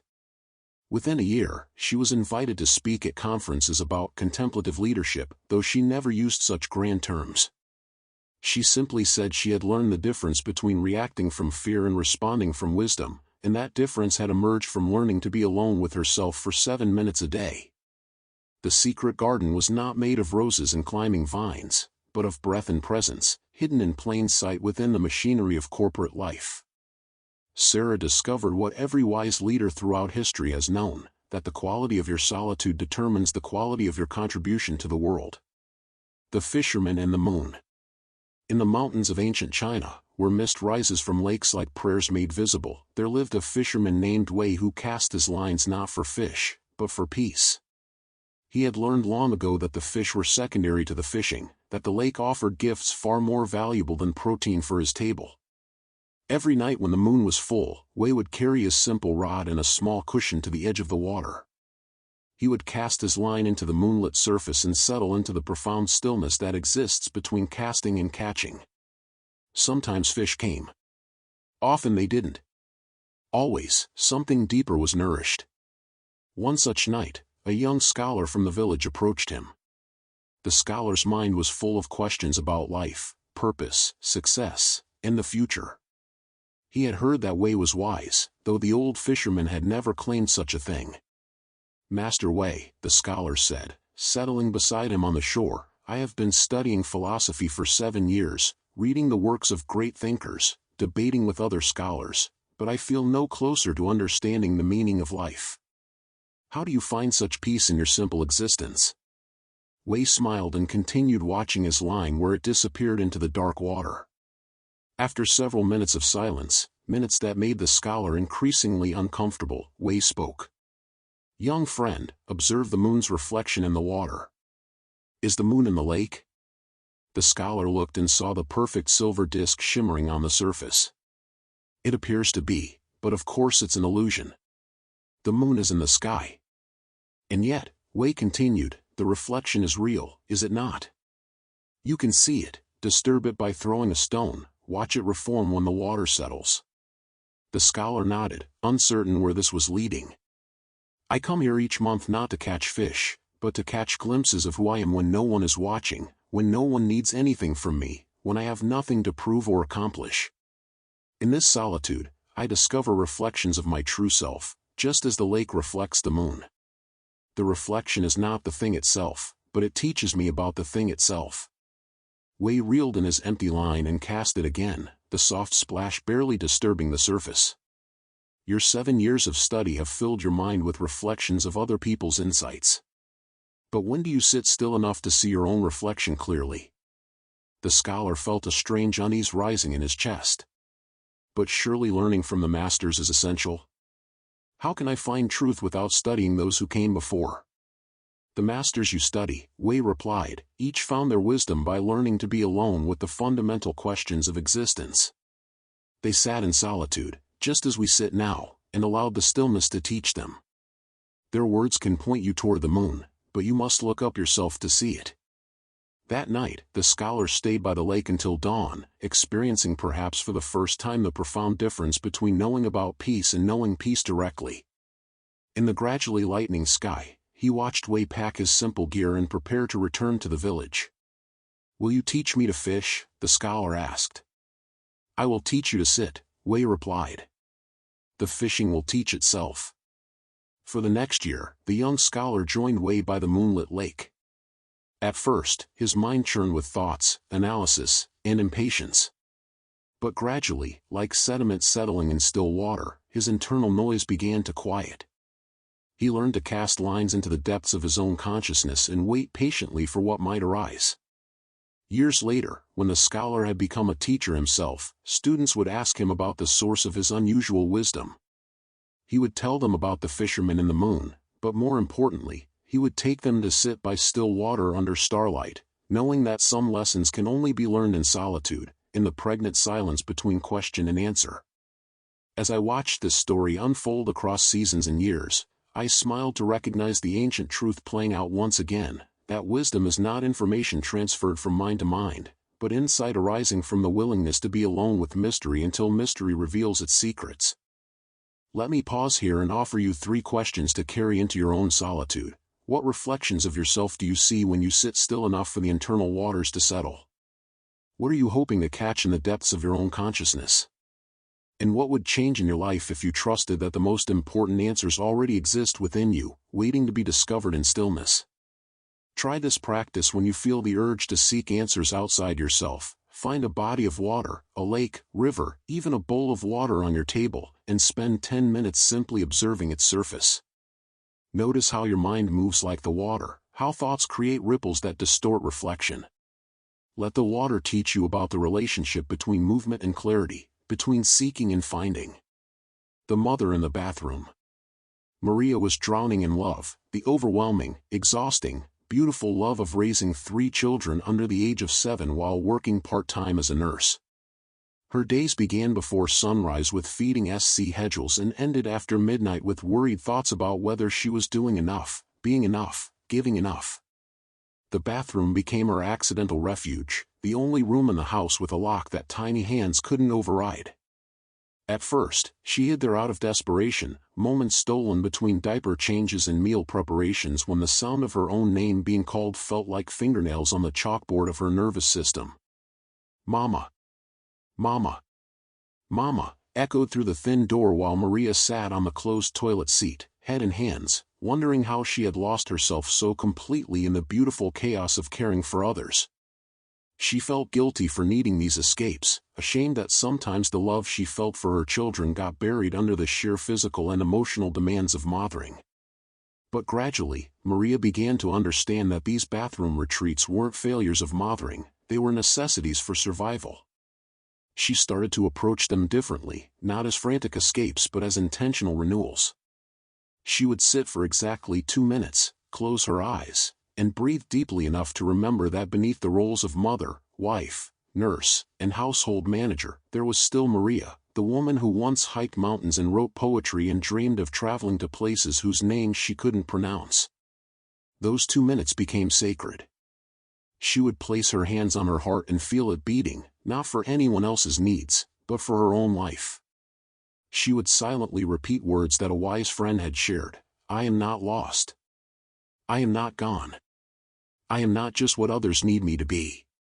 The transformation was subtle but profound. When she emerged from those brief solitudes, Maria found herself more patient with her children's questions, more present for their discoveries, more able to see the wonder in their eyes rather than just the demands they represented. Her husband noticed that she seemed more like herself, not the frantically efficient machine that had emerged in the early years of parenting, but the warm, grounded woman he had fallen in love with. Her children, with the mysterious wisdom that children possess, seemed to understand that these brief disappearances made their mother more available when she returned. The oldest, a precocious 6-year-old named Sophia, once asked, "Mama, Why do you go to the bathroom so much?" Maria paused, wondering how to explain to a child the concept of spiritual renewal through solitude. Finally, she said, "Sometimes Mama needs to remember who she is when she's not taking care of anyone else. It helps me be a better mama to you." Sophia considered this seriously. "Like when I hide under the covers and pretend I'm in a cave?" "Exactly like that," Maria smiled, realizing that children understand solitude instinctively, before the world teaches them that being alone is something to fear or fix. Maria's 2-minute sanctuary expanded her understanding of motherhood from self-sacrifice to self-sustenance. She learned that taking care of her own need for solitude wasn't selfish, it was essential infrastructure for showing up authentically in all her relationships. Years later, when her children were older and she had more freedom, Maria still kept the practice of daily 2-minute solitudes. But by then, she had taught all 3 of her children the value of intentional alone time, modeling for them that solitude is not loneliness but a way of maintaining connection to their own inner wisdom. In watching Maria's story unfold, I was reminded that the Tao flows through every aspect of life, even the most ordinary, overwhelming, love-filled moments of human existence. Sometimes the most profound spiritual practices are born not from perfect conditions, but from the desperate need to find the sacred within the relentlessly mundane. The retiree in the void. At 67, Robert faced the most terrifying prospect of his adult life, time. For 42 years, he had risen at 5 a.m., commuted to downtown Detroit, and spent his days solving problems, managing people, and climbing ladders both literal and metaphorical. His identity had been inseparable from his productivity, his worth measured by his usefulness to others. Retirement was supposed to be a reward, but it felt like exile. The gold watch on his wrist ticked through hours that stretched like vast prairies of emptiness. His wife, still working for 3 more years, would leave each morning while Robert sat at the kitchen table with his coffee, staring at a day that offered no schedule, no demands, no purpose he could name. The first months were brutal. Robert tried to stay busy, organizing the garage, reading newspapers cover to cover, watching television shows that made him feel like his brain was slowly dissolving. He volunteered at the local food bank, joined a men's group at church, and took up woodworking, but nothing filled the existential void that retirement had revealed. The crisis came on a Tuesday in November. Robert woke up at 5 a.m. as he had for decades, but instead of having somewhere to go, he lay in bed listening to his wife's breathing and feeling panic creep up his throat. Who was he if he wasn't solving problems? What was he worth if no one needed him? How do you live when there's nothing urgent demanding your attention? That morning, instead of forcing himself into artificial productivity, Robert did something he hadn't done since childhood. He went outside and sat on his back porch with no agenda whatsoever.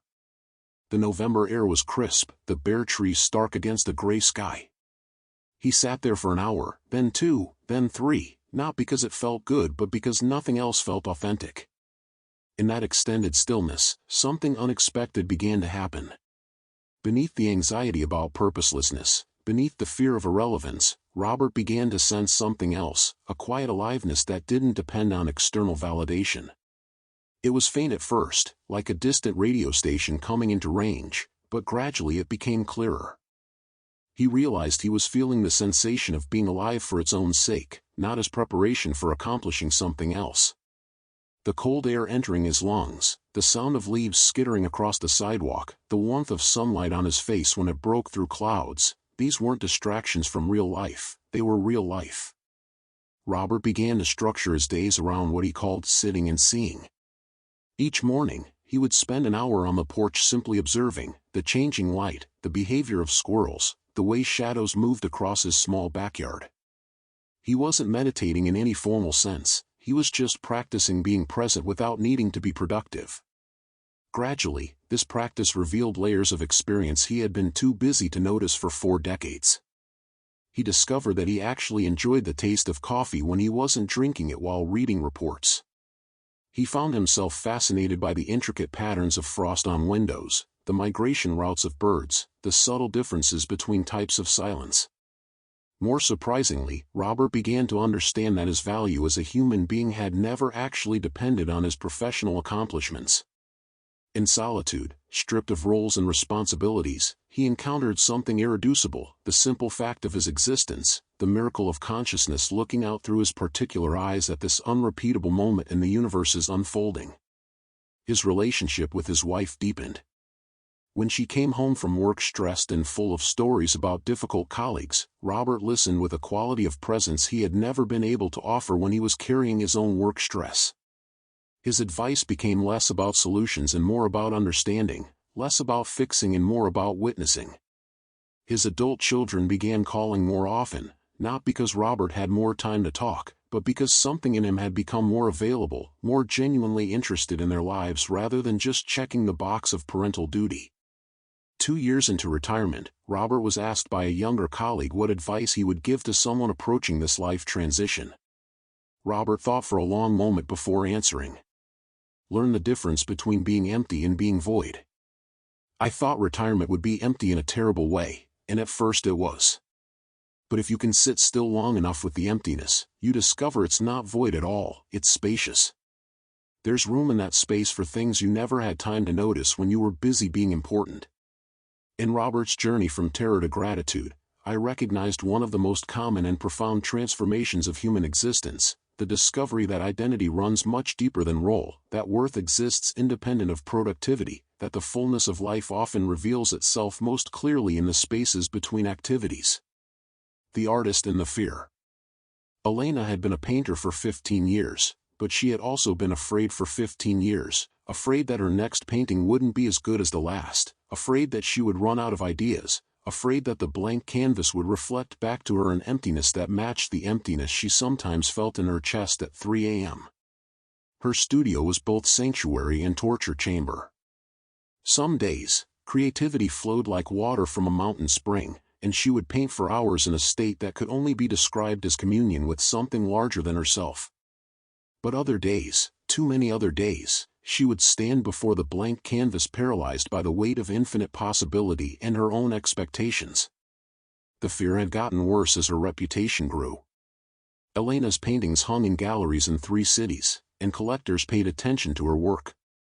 Success, which she had imagined would ease her anxiety, had instead amplified it. Now when she faced the blank canvas, she faced not just her own expectations but the expectations of people who had invested money and hope in her continued creativity. The crisis peaked during what should have been a productive winter residency in Vermont. Elena had applied for this opportunity for 3 years, and when she finally received it, she felt like she had won the lottery. 6 weeks in a private studio in the mountains, no distractions, no obligations except to paint. But the isolation that was supposed to liberate her creativity instead magnified her fear. Alone in the studio with unlimited time and resources, Elena found herself paralyzed. She would arrive each morning with good intentions, arrange her paints, prepare her canvases, and then stand there frozen, afraid to make the first mark that might lead to failure. After a week of this torture, Elena was ready to leave the residency early, convinced that she was a fraud who had somehow fooled people into thinking she was a real artist. But that night, unable to sleep, she wandered into the studio at 2 a.m. and sat in the dark, surrounded by blank canvases that seemed to mock her in the moonlight. In that darkness, something shifted. Instead of fighting the fear, Elena began to get curious about it. What exactly was she afraid of? Not the physical act of painting, she had painted thousands of canvases. Not the materials, she knew them intimately. She was afraid of emptiness, she realized. Afraid that when she reached inside herself for inspiration, she would find nothing worth expressing. But sitting there in the dark studio, Elena began to understand that emptiness itself might be the doorway rather than the wall. What if the blank canvas wasn't demanding that she fill it with something predetermined, but inviting her to discover what wanted to emerge? What if the fear of emptiness was actually fear of the unknown, and what if the unknown was exactly where art lived? The next morning, Elena did something she had never done in 15 years of painting. She began with no plan. Instead of trying to create something, she simply started moving paint across canvas, letting her hand follow impulses too subtle for her thinking mind to track. The first painting that emerged was unlike anything she had ever created, raw, vulnerable, alive in a way that her more carefully planned pieces had never been. Over the remaining weeks of the residency, Elena developed what she came to call painting from the void. She would sit in silence for 20 minutes before approaching the canvas, not planning what to paint but emptying herself enough to become available to what wanted to be painted through her. The paintings she created during those weeks were later described by critics as her breakthrough work, art that seemed to come from some deeper place than technique or concept. But Elena knew the secret. They came from her willingness to face the void within herself and discover that it wasn't empty at all, but full of creative potential that could only be accessed through surrendering control. Years later, Elena would teach workshops for other artists struggling with creative blocks. Her primary lesson was always the same: the fear of emptiness is really fear of fullness. We're afraid that if we get quiet enough, still enough, alone enough with our own creative source, we'll discover how much aliveness we actually contain. That much aliveness is a tremendous responsibility. In Elena's transformation from fighting emptiness to embracing it, I saw reflected one of the deepest teachings of the Tao, that what we resist persistently is often what we most need to surrender to, that our fears frequently guard the doorways to our greatest gifts. Consider these questions as you contemplate your own relationship with creative emptiness. What would you create if you weren't afraid of creating something imperfect? How might your fear of having nothing to offer actually be protecting you from discovering how much you have to give? What wants to emerge through you when you stop trying to control the outcome? Here's a practice for befriending your own creative void. Set aside 20 minutes to sit with whatever creative medium calls to you: paper and pen, musical instrument, or simply your own voice. Spend the first 10 minutes in silence, not planning what to create but simply being present with the potential energy of creation itself. Then, for the final 10 minutes, let something emerge without predetermined goals or quality standards. Notice the difference between creating from anxiety and creating from emptiness. The student and the smartphone. 19-year-old David carried in his pocket a device more powerful than the computers that had sent humans to the moon, but he used it primarily to avoid being alone with his own thoughts. His smartphone was his constant companion, his shield against silence, his insurance policy against ever having to experience the discomfort of unstimulated consciousness. The addiction, for that's what David eventually recognized it as, had crept up gradually. What began as convenient communication had evolved into compulsive checking, scrolling, refreshing. David would wake up reaching for his phone before his eyes had fully adjusted to morning light. He would fall asleep with it glowing beside his pillow, notifications blinking like electronic fireflies in the darkness of his dorm room. Between classes, he scrolled. While walking across campus, he scrolled. During meals, he scrolled. In bathrooms, on elevators, even during conversations with friends, part of his attention was always directed toward the small screen that promised infinite entertainment, connection, and distraction from whatever he might be feeling if he had to feel it directly. The wake-up call came during what should have been a celebration. David had just finished his sophomore year finals, successfully completing what had been a challenging semester. He was sitting in his car in the campus parking lot, about to drive home for summer break, when he realized he couldn't remember the last time he had sat alone with his own thoughts for more than 30 seconds. The realization hit him with surprising force. He had no idea who he was when he wasn't consuming digital content or responding to digital stimuli. His sense of self had become entirely external, a collection of responses to other people's posts, reactions to other people's content, opinions about other people's opinions. That evening, back in his childhood bedroom, David tried an experiment. He placed his phone in a drawer and set a timer for 1 hour. His plan was simple: sit quietly and see what happened when he had no choice but to be alone with himself. The first 15 minutes were almost unbearable. His hand reached reflexively for the absent phone dozens of times. His mind raced through an inventory of things he should be checking: messages, social media updates, news, sports scores, anything that might justify retrieving the device. His body felt restless, almost physically ill without its digital fix. But somewhere around the 20-minute mark, the withdrawal symptoms began to subside. David's nervous system started to settle into a rhythm he hadn't experienced in years. His breathing deepened. His shoulders, which had been perpetually hunched toward a screen, began to relax. In the growing stillness, David began to notice things that had been invisible during his months of digital distraction. He could hear birds outside his window. When had he stopped noticing birds? He became aware of the quality of late afternoon light filtering through his curtains, the specific texture of silence in his family's house, the particular way his own mind moved when it wasn't being directed by algorithms designed to capture attention.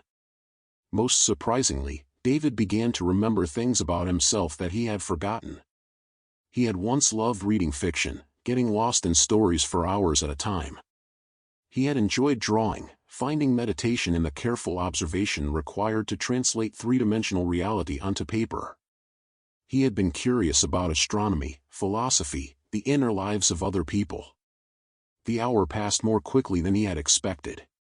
When the timer chimed, David felt something he hadn't experienced in months. He didn't immediately want to fill the silence with digital noise. Instead, he set the timer for another 30 minutes. That summer became David's digital sabbatical. He didn't eliminate his phone entirely. He needed it for practical communication and occasional research. But he established what he called analog hours, periods each day when the device was turned off and put away, creating space for what he began to think of as direct experience rather than mediated experience. During these analog hours, David rediscovered the pleasure of undirected thought. He would sit on his family's back porch and let his mind wander wherever it wanted to go, sometimes to memories, sometimes to daydreams, sometimes to questions about his future, sometimes simply to the immediate sensory experience of being alive in a particular moment. He began to journal, not posting thoughts for public consumption but exploring them privately, allowing ideas to develop beyond the character limits and instant feedback loops of social media. He rediscovered reading, the particular pleasure of following a single author's thoughts for hundreds of pages rather than consuming dozens of fragments from different sources throughout the day. Most importantly, David began to develop what he called tolerance for boredom. He learned that the discomfort he felt in unstimulated moments wasn't actually dangerous, it was just unfamiliar. Beneath the surface restlessness, he discovered a deeper current of curiosity, creativity, and contentment that could only be accessed when he stopped running from silence. When David returned to campus that fall, his relationship with technology had fundamentally changed. He still used his smartphone, but he used it intentionally rather than compulsively. He had learned the difference between being connected and being distracted, between being social and being stimulated.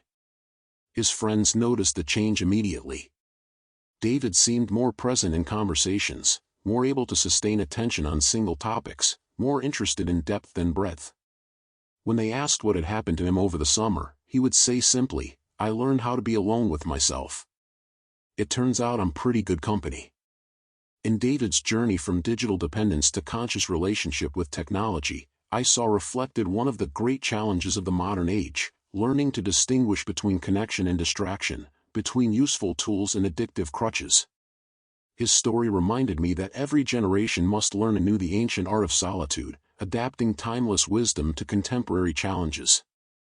As these stories settle into your consciousness like seeds finding fertile ground, notice which ones resonate most deeply with your own experience. Each character faced a different doorway into the sacred solitude that connects us to our truest selves: Marcus through urban contemplation, Sarah through micro-retreats, Wei through patient presence, Maria through necessity becoming practice, Robert through embracing the void, Elena through befriending emptiness, and David through digital detox.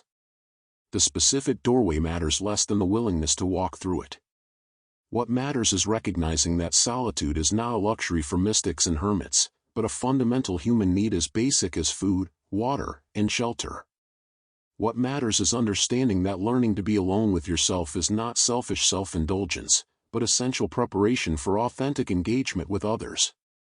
In each of these stories, transformation began with a simple recognition that running from solitude was actually running from themselves, and that the discomfort they felt in aloneness was not a problem to be solved but a doorway to be entered. Take a moment now to reflect, which story speaks most directly to your current relationship with solitude? What would change in your life if you viewed your need for alone time not as weakness or antisocial tendency, but as essential maintenance for your soul? How might your willingness to be fully present with yourself transform the quality of presence you bring to everyone else in your life? And finally, consider this invitation: tomorrow, create space for your own story of sacred solitude to begin. It need not be dramatic or lengthy. Even 5 minutes of intentional aloneness can plant seeds that will grow into profound transformation. The Tao is always available, waiting patiently for you to remember that the greatest journey you can take requires no movement at all, only the courage to be still and discover who you are when no one else is watching. Chapter 7: A 30-Day Program with Practice Scripts. When the autumn wind first touches the mountain peak, it doesn't announce itself with fanfare. It simply arrives, gentle and persistent, beginning the slow transformation of everything it encounters. This is how we must approach our own transformation through solitude, not as a conquest, but as a natural unfolding that requires both patience and consistent presence. I have walked many paths in my long contemplation of the Tao, and I have observed that lasting change occurs not in dramatic moments, but in the accumulated weight of small, conscious choices made day after day. Like water slowly carving stone, our daily practices of sacred solitude will reshape the very bedrock of who we are. The program I offer you now is not a rigid prescription, but rather a gentle framework, like the bamboo that bends with the wind yet never breaks. Each week builds upon the last, not through force, but through the natural progression of awareness, acceptance, cultivation, and integration. Think of it as learning the seasons of your own inner landscape. Week 1, Recognition, awakening to what is. In these first 7 days, we begin where all wisdom begins, with honest seeing. Like the dawn that gradually reveals the true shape of the landscape, this week illuminates the patterns that have kept us fleeing from ourselves. Day 1 to 2, Mapping your escape routes. Each morning, as you wake to the soft light filtering through your window, spend 5 minutes sitting quietly before reaching for your phone or launching into activity. Notice the immediate urge to fill the silence. What rises first? The impulse to check messages, to create noise, to move into busyness. Simply observe, without judgment, the way a naturalist watches the behavior of wild animals. Throughout these 2 days, carry a small notebook or use your phone's notes. Each time you find yourself automatically reaching for distraction when alone, pause for just 3 breaths and make a simple mark. You're not trying to stop the behavior yet, you're simply bringing it into the light of awareness. Day 3 to 4, The Weight of Silence. Now we explore what lies beneath the urge to escape. Set a timer for 10 minutes each day and sit in complete silence. No meditation technique, no goal beyond sitting with whatever arises. Notice what voices become louder in the quiet, the inner critic, the anxious planner, the lonely child. Welcome them all like unexpected guests, with neither invitation nor dismissal. After each sitting, spend a few minutes writing about what you discovered. What fears showed themselves? What stories did your mind tell about the silence? Remember, you are not trying to fix anything, you are simply becoming intimate with your inner landscape. Day 5 to 7, Creating Sacred Space. The week concludes with the gentle art of sanctuary making. Choose one corner of your living space, perhaps a chair by the window, a cushion on the floor, even a spot on your bed. This will become your designated space for solitude practice. It need not be elaborate, even Lao Tzu's meditation spot was simply a place under the sky where he could watch the clouds. Each day, spend 15 minutes in this space doing nothing productive. No reading, no planning, no problem solving. If you feel restless, imagine you are a tree, growing roots into the earth beneath you. If thoughts storm through your mind, let them pass like weather across the sky of your awareness. Week 2, Acceptance, embracing the discomfort. Like a river learning to flow around the boulder rather than fight it, this week we practice the gentle art of acceptance. The discomfort you may have felt in week 1 is not a problem to be solved, but a doorway to be entered with curiosity and kindness. Day 8 to 10, The Practice of Allowing. Extend your daily silence to 20 minutes. When difficult emotions or uncomfortable sensations arise, practice Wu Wei, the art of non-resistance. Instead of pushing away loneliness, anxiety, or sadness, breathe into these feelings as you would breathe into a tight muscle, allowing them space to exist without trying to change them. Develop a phrase that helps you stay present. This too is part of the path, or I have space for whatever arises. Repeat it like a gentle mantra when the urge to escape grows strong. Remember, you are learning to be a compassionate host to all parts of your experience. Day 11 to 12, Befriending the Inner Voices. Today we practice dialogue with the parts of ourselves that resist solitude. During your sitting time, when you notice the voice that says this is boring or you should be doing something productive, respond with gentle curiosity. Thank you for trying to protect me. What are you afraid might happen if I simply rest here? This is not about arguing with these voices or trying to convince them. It's about developing the same patient kindness you would show a frightened child. Often, our resistance to solitude comes from ancient fears of abandonment or unworthiness. These parts need acknowledgement, not dismissal. Day 13 to 14, The Beauty of Imperfection. As the week draws to a close, we embrace what the Japanese call wabi-sabi, the beauty found in imperfection and impermanence. Your practice doesn't need to be perfect. Some days you may forget to sit, or find yourself more restless than usual. This too is part of the natural rhythm. When you notice judgment arising about your progress, remember that even the mighty oak loses its leaves each autumn, appearing bare and lifeless before the new growth of spring.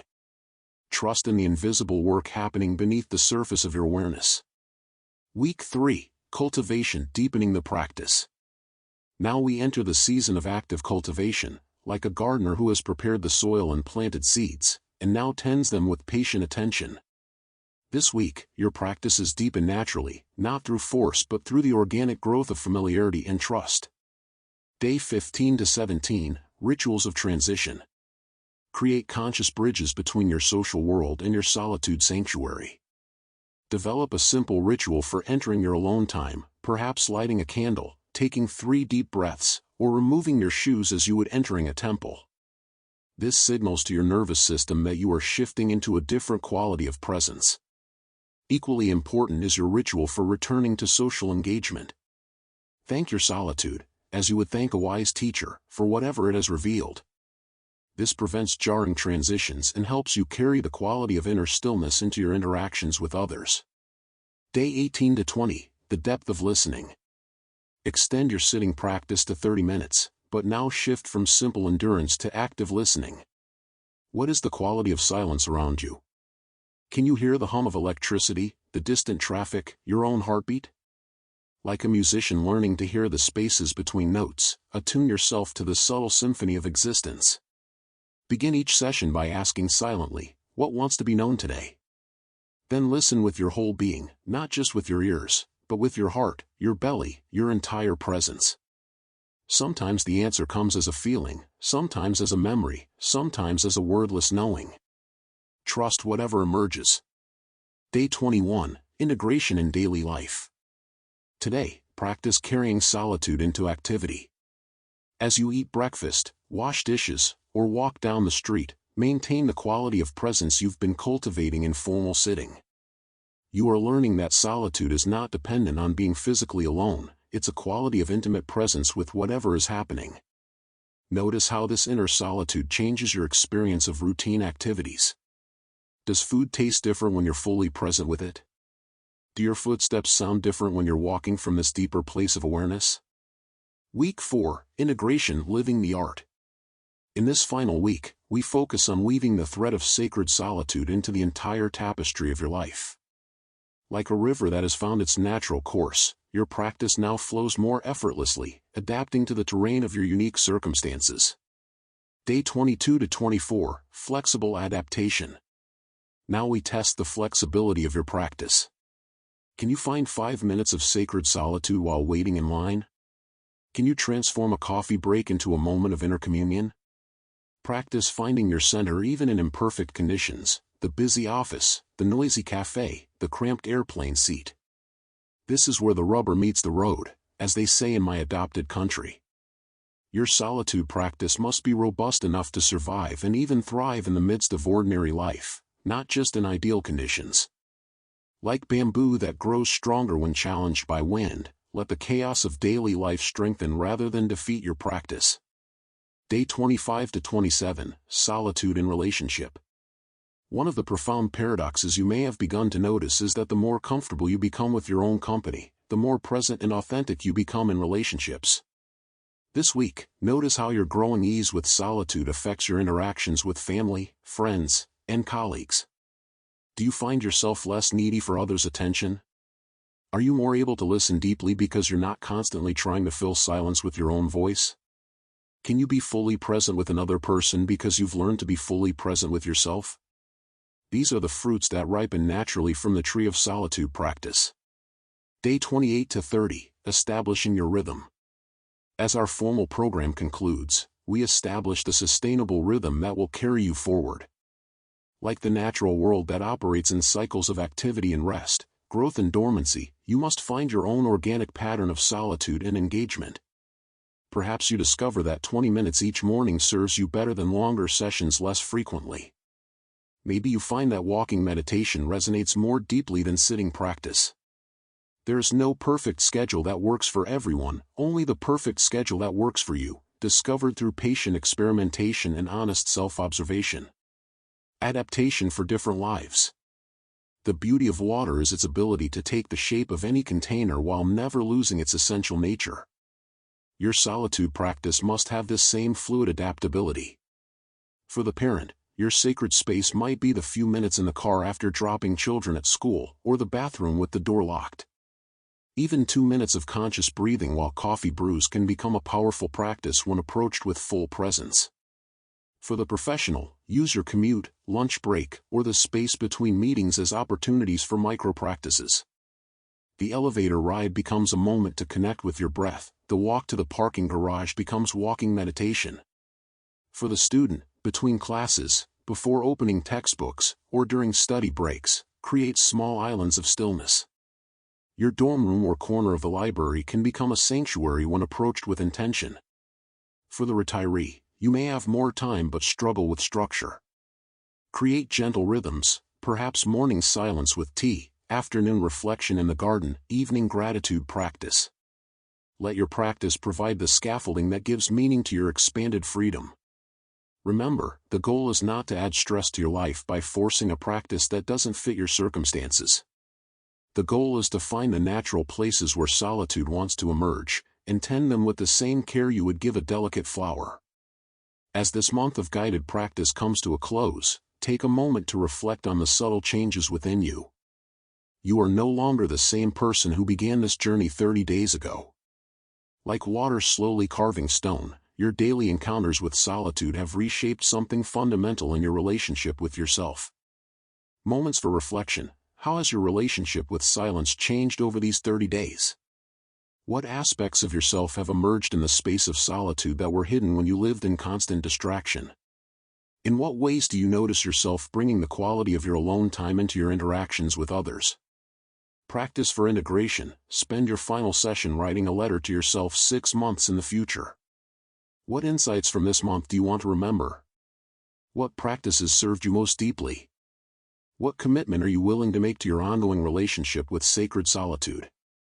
Seal this letter and set a reminder to read it when you need encouragement on the continuing path. Chapter 8: Closure, Integration, Commitment, and Next Steps. As I sit here in the gentle twilight of our shared journey, I feel the quiet satisfaction of a river that has found its way to the sea. We began this path together when you were perhaps running from your own shadow, afraid of the silence that followed you like an unwelcome companion. Now, as these pages draw to their natural conclusion, I sense something different in the space between us, a quality of presence that speaks of deep waters and unshakable roots. The transformation that has occurred within you is like the work of wind on stone, imperceptible in any single moment, yet profound in its cumulative effect. You have discovered what I learned so long ago beside the flowing rivers of ancient China, that the greatest companion you will ever have dwells not in the external world of endless voices, but in the sacred stillness of your own being. This is not the ending of our work together, but rather its true beginning. For now you carry within yourself the living understanding that solitude is not a punishment to be endured, but a gift to be treasured.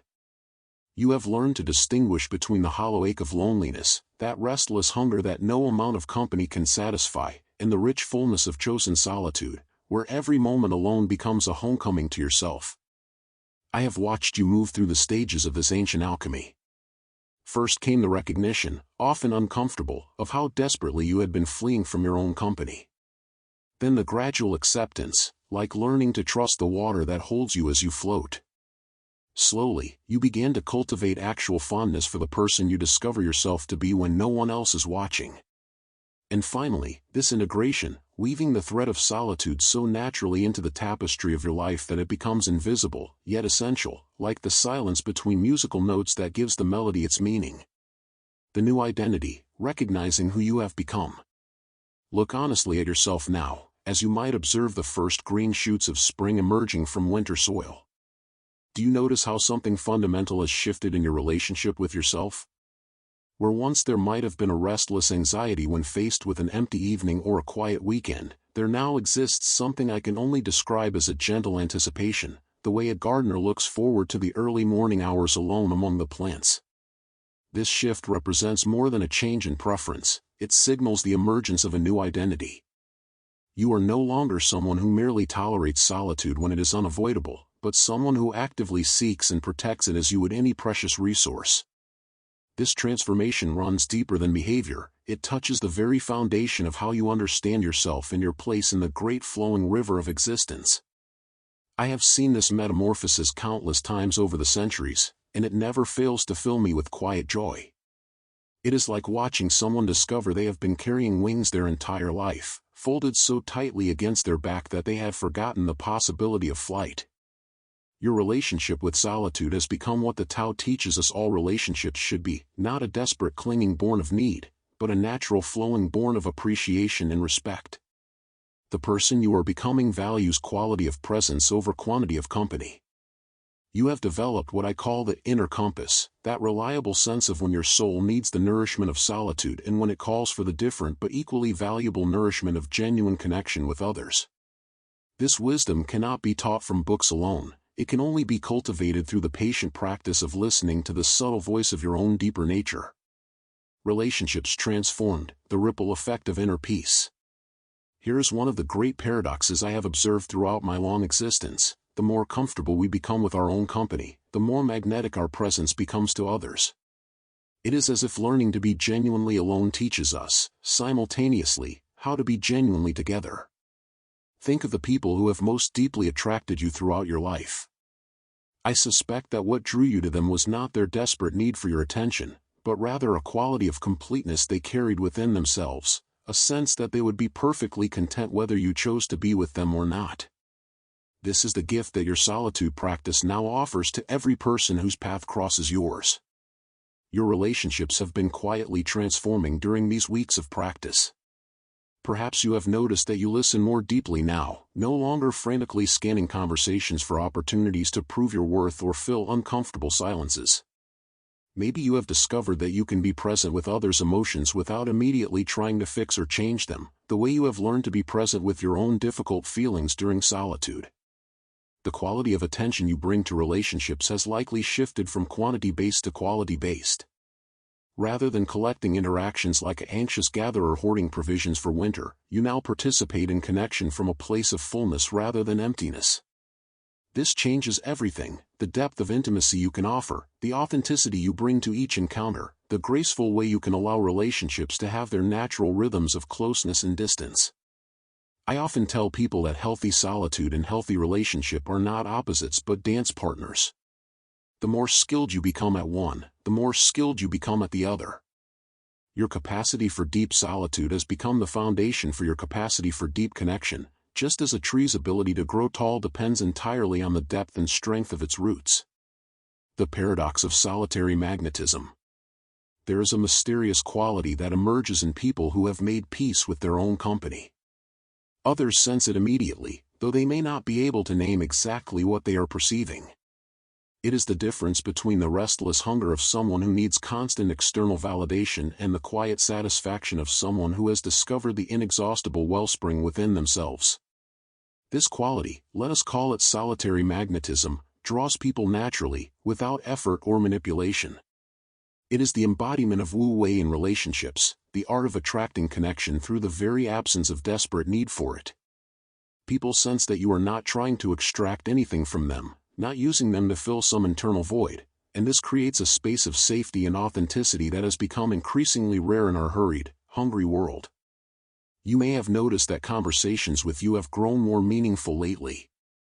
This is not because you have learned new techniques or strategies, but because you have become someone who can offer the greatest gift one human can give another: complete presence.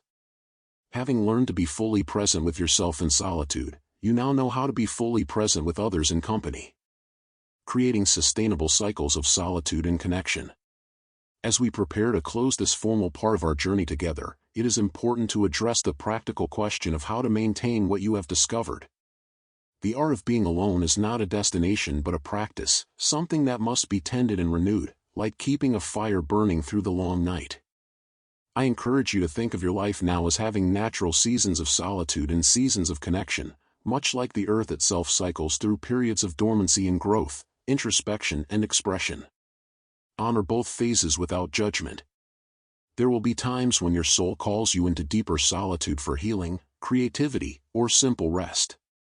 There will be other times when you feel naturally drawn toward more social engagement and external activity.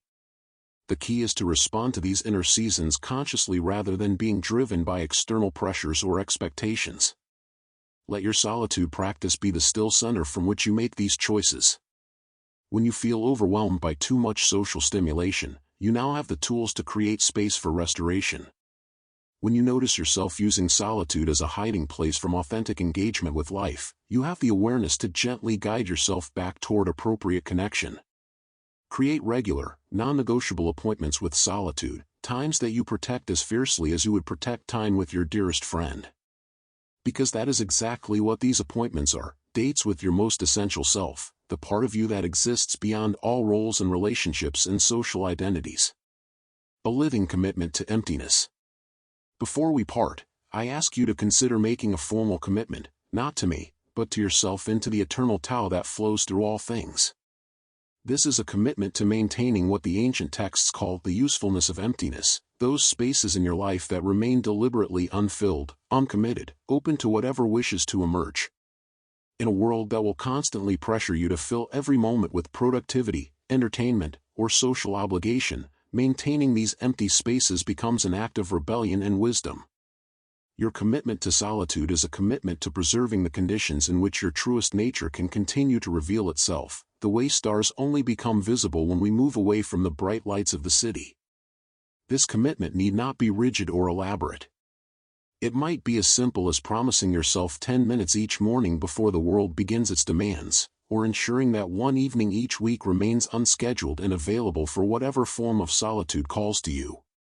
The specific form matters less than the consistency and the underlying intention, to maintain a living connection with the source of your own being. The continuing journey.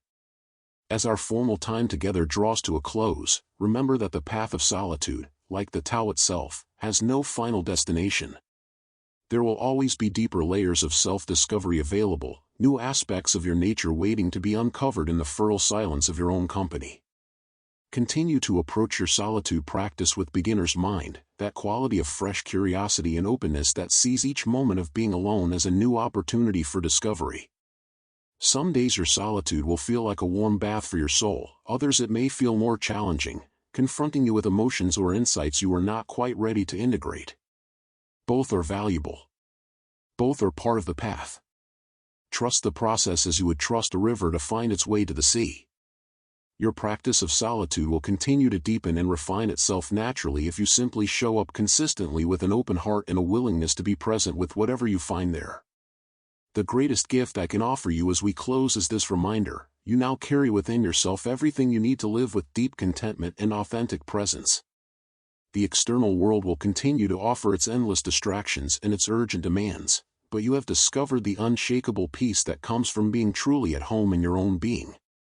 This is the ultimate teaching of the art of being alone, that in learning to be genuinely comfortable with ourselves, we discover our inseparable connection with all of life. In the deepest solitude, we find the deepest unity. In the most complete aloneness, we discover that we were never separate from the eternal flow of the Tao.